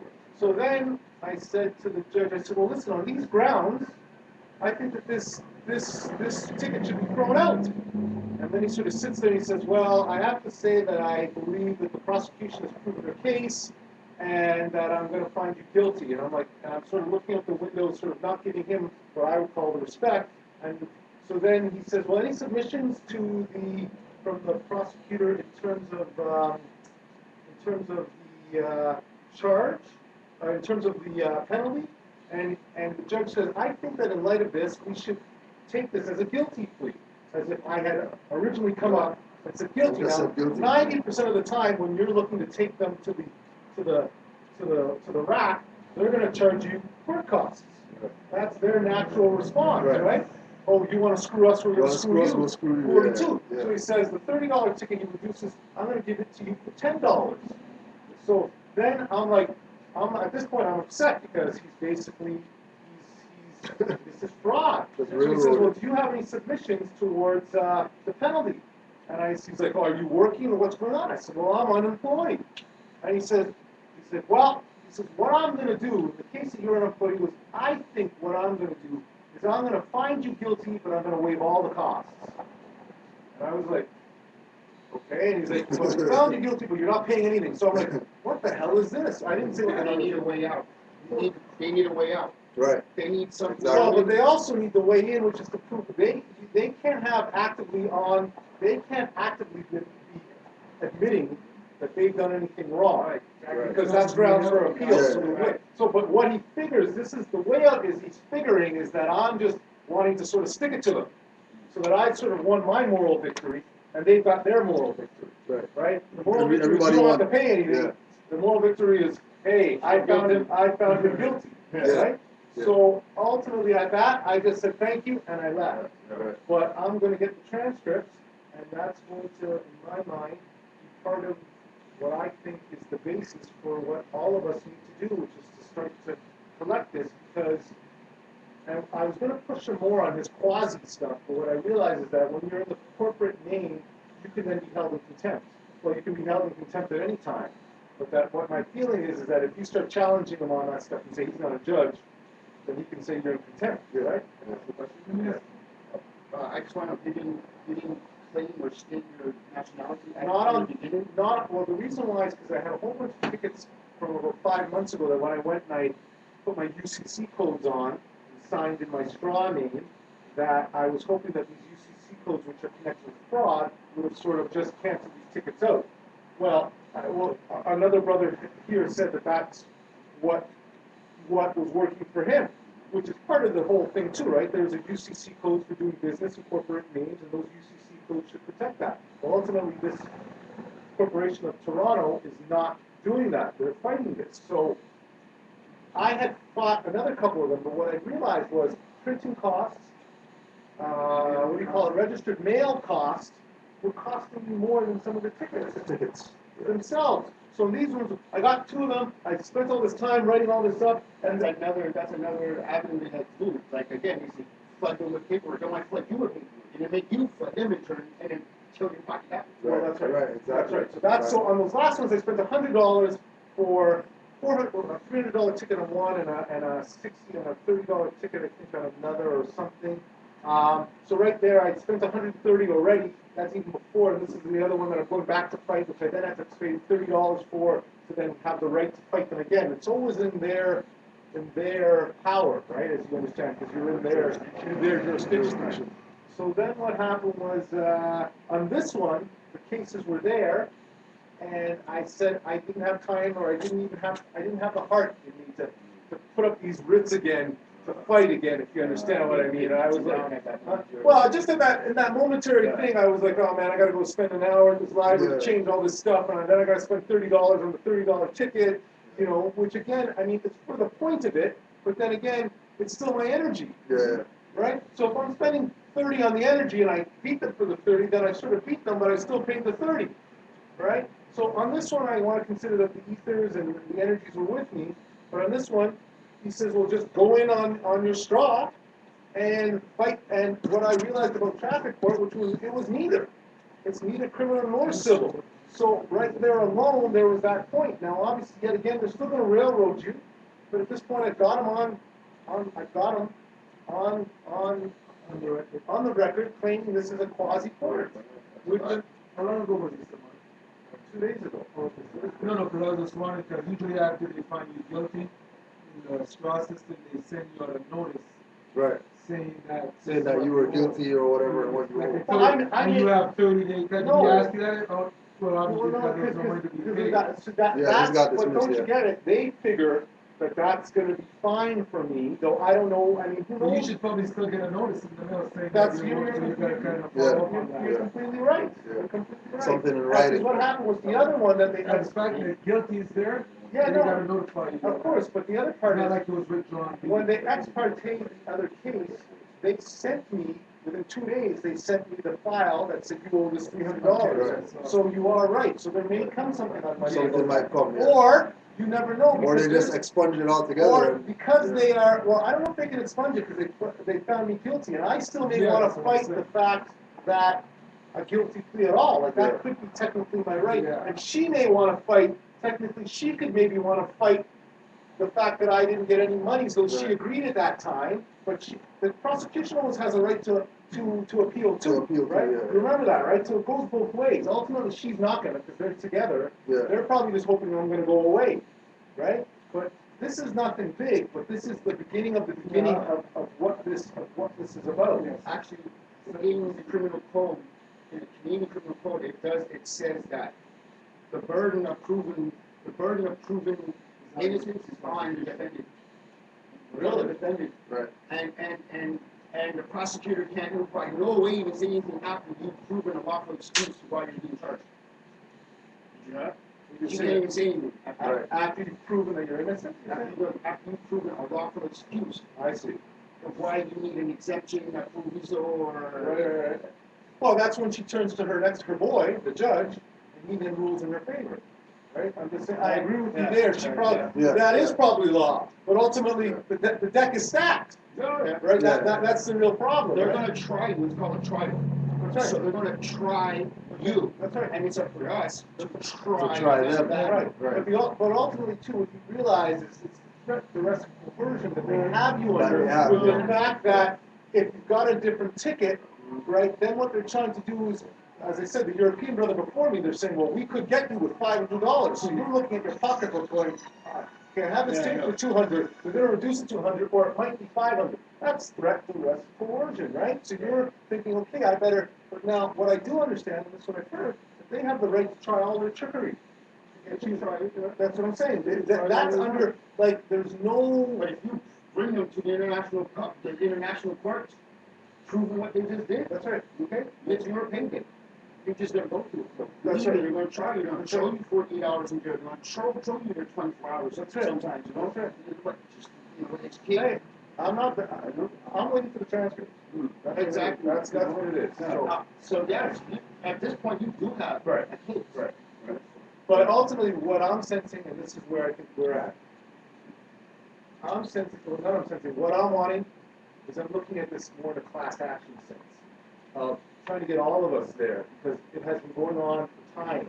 Let us add this to the number of them and let us get this on something Some type of record bigger than. something bigger than me going there. I mean, who knows what they get me on, right? Then it's my time, right? You know of enough of these people who the amount of energy and time that it's taken to fight this sucks the rest of their life, right? That's part of the game too. Yeah. Because remember, these people are being paid to rip you off. You've got something else you're doing, but you then have to take your time out of that. Take your time out of that to go deal with them. That's the real issue with it, And right? in the first place, one of the reasons why they give you a ticket to come to court is they know for every 10 tickets, probably, no, let me see what that's, 35%, so 3.5 people are going to show up.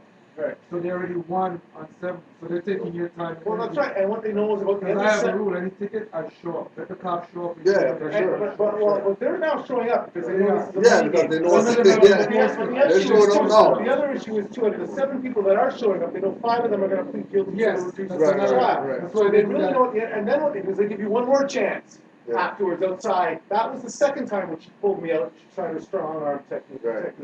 Because when she said this is a municipal matter, there's nothing happening out of it, I said, then drop it. Then it should be no money.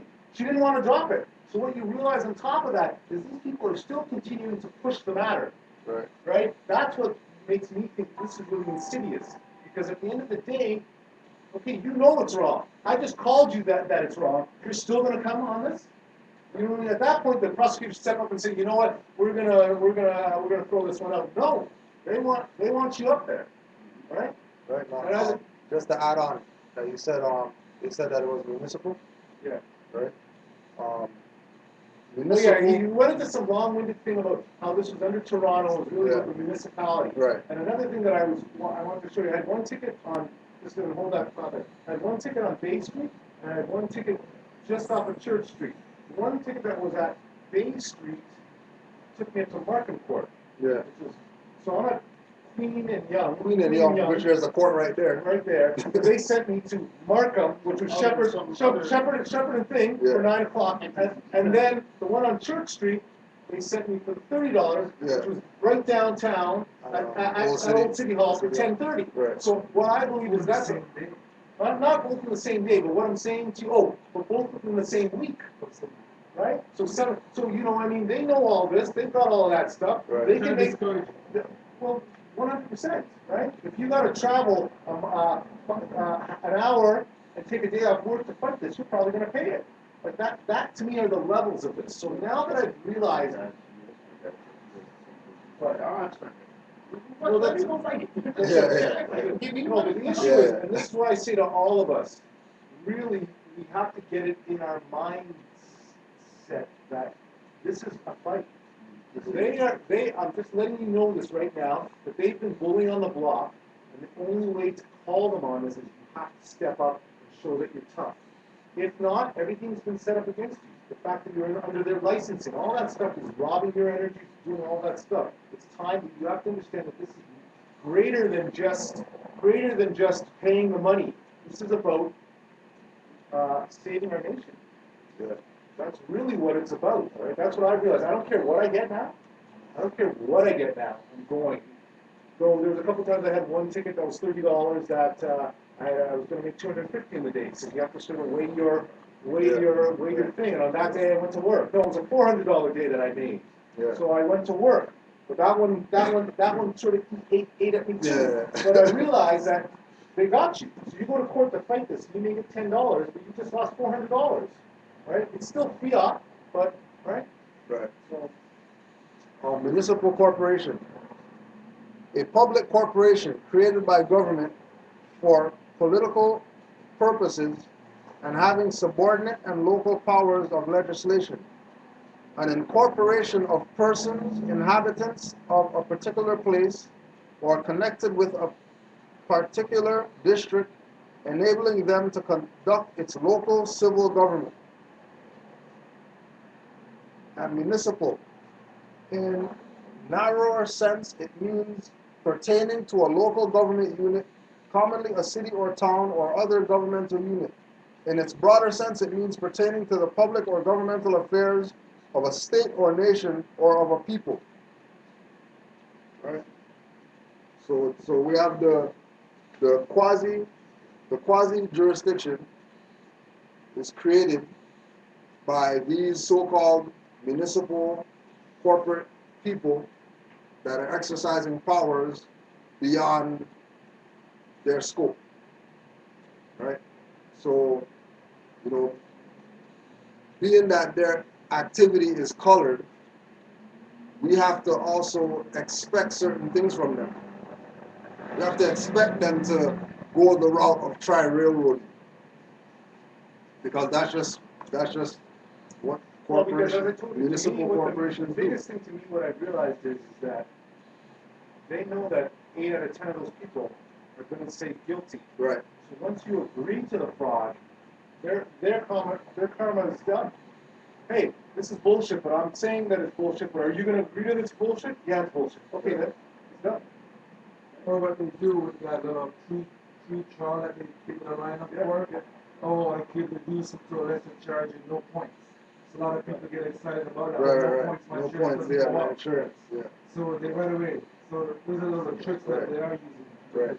And then that's also, the conspiracy, because they more than likely, they already talked to their boy at the insurance company with this guy's VIN number or whatever. How bad is his stuff? What could we afford to do? Well, hit him with Yeah, points. because they can tell you your driving history. Yeah, So they get it from somewhere. Exactly. Right? Because I did it once where I said, I've been in front of this court for 5 years. Oh no, we know you did this, that ticket. Yeah. So I'm like, oh, okay, so obviously they have a They way. have- Through your driver's license, obviously. Right. Well, what you realize is all about controlling your energies. And that's the thing with the all strong, the all caps, which I've realized. How come my name is in all capital letters? How come that means that I'm a corporation? At that point now, it's all over for me. Was it all kept on the court docket or? Everything's always all caps. You understand that? And what you realize, and Even this the is what makes plaintiff. it, and this With is the what court document. Yeah, even the plaintiff. This is what, as I said, makes it so much more nasty. The fact of it, if it was accidental, it's one thing. But because you know that everything is done intentionally, Yeah. and the fact that they put you in a corporate thing and then not told you that, to me, That's that That's is fraud. absolute Yeah. fraud. Yeah. Fraud And then on when the you biggest actually level. call them on the fraud, they deny They it, wanna pretend like pretend, nothing yeah. is going on. That's insulting. Yeah. So like, say say they give you a ticket and everything, and I go to fight and everything, and like, what you over here did, and I ask you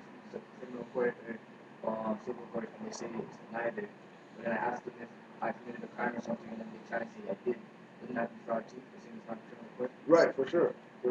But unfortunately, the problem that you're running into, which is the same problem, is that they still have to do pro form, which is sort of run through the thing. Ultimately, too, because you're in your straw name, they have control over you, Criminal Right. right? Because it's a license, because it's got a license plate, all of those things give them jurisdiction for that jurisdiction. stuff. So ultimately, all of that stuff, that's why we have to figure ourselves out of all of it, right? Right. Because I'm still driving like a motor vehicle, not my conveyance. So ultimately, they have certain things too. The plate on the car means that that's our car. Right. The registration means it's their vehicle, right? However, contract law, if you can prove that the contract you signed has adhesions to it, Then that invalidates their position. Of course. Right. But ultimately, in the court of law, though, too, they're going to be looking to bully you. They'll drop things. If you had to take 3 days off work, at that point, too, they know maybe if you're working, all this kind of stuff, you know what I mean? You may have to drop stuff. You may have to take your concessions at a time. You may have to feed your family. They know that. They're being paid to screw you. You're not. Right? So that's like, as I said, if I had to work this week, that's true, but I was at court 4 of the 5 days. You wouldn't miss doing that, and then have to pay out another $40 just to keep things running with them. So they're just always pulling in your energies, whether it's the energies in there, right? So yeah, you're right. You will get that. If you ask them those questions, you'll get to that point. But then what happens will be a trial, and you're up there, you're nervous or whatever. You may make a little mistake or two, right? They're going to get you on that. Yes, you can have an appeal, but then now I've got to go back to court on December 18th again for something else. So it's just this whole battle. Ultimately, at the end of the day, you want to get out of their stuff, claim your free thing, and leave me the hell alone. Right. And then also too, to keep in mind that if they make the claim that they're not a criminal court or a civil court, there's no such thing as a quasi court Or a court dealing with municipal matters. municipal matters or whatever. You know what I mean? It's not a lawful court. Right. Yeah. Right. So Well, just to let you know, so too, not I even walked to into call this it court, not too. even to call it court. I walked into this court too, and they had like the ceiling. You know how they had the ceiling Yeah. flat? Right. Like this thing was like under. They were still doing work on it. So when I looked around, they didn't have a bailiff, right? Right. So I realized that this was like the lower tier of this. This was like Right. suckers court. You know what I mean? You came in there. It's like they just set up. It's like they just The came in here, little set up quasi. a room, set some people up. It was a real Yeah, quasi. yeah. When I went into appeal on another thing, I went in there. The room was well done. They had Yeah. bailiff. They had like 3 or 4 people Right. there. So there's also levels of attack that they come at you with. On certain one of those, you're going to be in front of 5 people. On this one, I was in front of just the court clerk, Yeah. the prosecutor, and the And judge. the judge. The other ones, there was like 2 prosecutors, there was Right. another lady, there was thing, and there was bailiff, so that if you get mouthy, they can come and, you know. Right. So the court down here, it doesn't say court on the building. Is Well, it? we got- Which one? Which one? He's talking about 27. Oh, 2300 Eglinton. probably not. Okay. Probably not. I don't think it does. It'll say the name Ontario Municipal Court of of Ontario. Justice or, you know what I mean? But it wouldn't say courthouse on the building, Which right there puts it on the quasi. which puts it under the jurisdiction of quasi. And they should have something saying that there's a I just thought about courthouse. this too. If this is an Ontario Court of Justice, how are they dealing with municipal matters that have to do with corporations? If it's a, Like if this is the Ontario Court of so-called justice, which would be criminal stuff or Yeah. whatever, but they're then dealing with municipal matters, yeah, that's not yeah, even, because the people, huh? Oh, because of the people, the society, Yeah, the different society levels. is municipal. Right. The people in there are Part of the subjects of the municipality. municipality. Right, which is a jurisdictional. Yeah, so I mean, even them saying Ontario Is wrong. Court of whatever Right. is a fraud because they're municipal and Ontario is provincial. Right. That's what I was Yeah, getting at. yeah. Something seems to be Yeah, wrong yeah, with yeah, the yeah. fact that they're calling Right. it Ontario Yeah. when you're dealing So there with should, yeah, Toronto. just like Supreme Court is federal, Right. Ontario Court of whatever should be provincial. Right. And then you should technically have a court of municipality, Right. A technically, municipal quote unquote court. Yeah. which is So Which high court. they don't High got. court's federal. Huh? high court is federal. Oh, yeah. They don't say Supreme, they say high court when you go. They have Well- high court and they have provincial court. So it's Yeah. another. Well, thing going on. yeah, that's that. Well, see, like High so court is federal. the provincial court and the provincial court and I think it's the high court. Which is the federal court. Well, both of them are in the provincial jurisdiction, because the only jurisdiction that's federal is Supreme. No, because I think what high court is, it's called superior court. Superior court. That's That's what I'm what talking they about. mean. Superior High court, is the right. superior Yeah. court, which is Which is Superior court for the province, though, for Ontario stuff. right. Yeah, but what Superior I'm court saying for the is province, it's a middle ground to the fact that they're not putting you into the Supreme. in the Supreme Court. You're just in the But they Supreme. put you in Superior Oh, because Superior Superior is- implies Yeah. Supreme, Highest court. right? But it's not really that high. It's just on the same level as the wording next one. alone, if you look at The wording, exactly. A little bit off topic there, but the driver's license situation. If you're in, like getting pulled over and you're in Papa Pisania, it's not wise to have your straw license in your wallet or in your pocket. No, So if you go in Papa Pisania, you better not have that with you. nothing that has, because if they do the search, Yeah, yeah. Again, and they find something, they're gonna use that. But then again, Well, if you can still ask questions as to why you pull it, not why you pull it, but like, do I have business with you or? right, are we contracted or whatever? Yeah. But then again, it comes back to the jurisdiction issue. Yeah. The fact that there's a plate that says Ontario on it, Yeah. they have You're in their jurisdiction. Well, And now your car owns, registered. Yeah, and the car is registered to them, So that's another So- property, they own. your so they car. have jurisdiction, right? Not that because they've had jurisdiction on me, and I gave them nationality card, and they left me alone. Yeah. Even though the plates were Ontario and But you had your national- whatever, but I had nationality card. You know what I mean? A lot of times, sometimes they'll split the differences on those things, right? Right, At the end of the day, yeah. if you're traveling, they may not want to sue you on that. Right. If push comes to shove, Depends on who You know how you want to handle it. how you handle it, who you deal with. You know what I mean? I forgot to ask that yet, too, actually. Are we still pursuing pay for us? Yeah, it's still being worked on. We're still Yeah. in the process. It's pretty much there. It's just waiting to make the announcement. Maybe I just don't really understand insurance companies. Should we try to have our own insurance company? Yeah, that's where we're going with it. that's We're what dealing really, with it. when you study it, it should be assurance, right? Yeah. Not even insurance, it should be assurance. And really, But there if shouldn't you- be. I was yeah. talking to a European, he said 30 years ago, there was no insurance. Right. So all of your It's stuff. all a game. Yeah, it's And, all you know, a game. another one of these videos I heard was basically it's the insurance companies that are backing the banks. Right. This is all done on your trust, Yeah. right? So you're insuring yourself to them. That's why they want you wearing the seatbelts and all that stuff. all that. Because you're the bond. You're You're the stuff that needs to be protected. You're the certificate to the bond Yeah. that is created, which is the human resource. Right. Please take care of us. Right. Yeah, That's yeah. why wear a seatbelt. But really, if it wasn't, we'd want you killing each other. Right. We don't care. Make more money. Exactly. Right. So that's that. Right. Today, Islam to all the Moors. Peace to the Moors online. I know y'all. How many?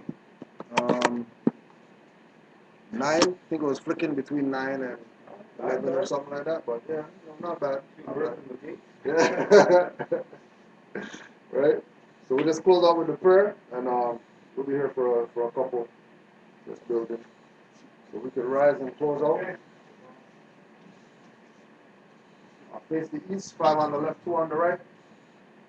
Allah, the Father of the universe. Allah, the Father of the universe. Father of love. Father of love. Truth. Peace. Freedom. And justice. And justice. Allah is my protector. Allah is my protector. My guide. My guide. And my salvation. And my salvation. By night. By night. And by day. And by day. With holy prophet. His holy prophet. Noble Ali. Islam. Islam. Islam.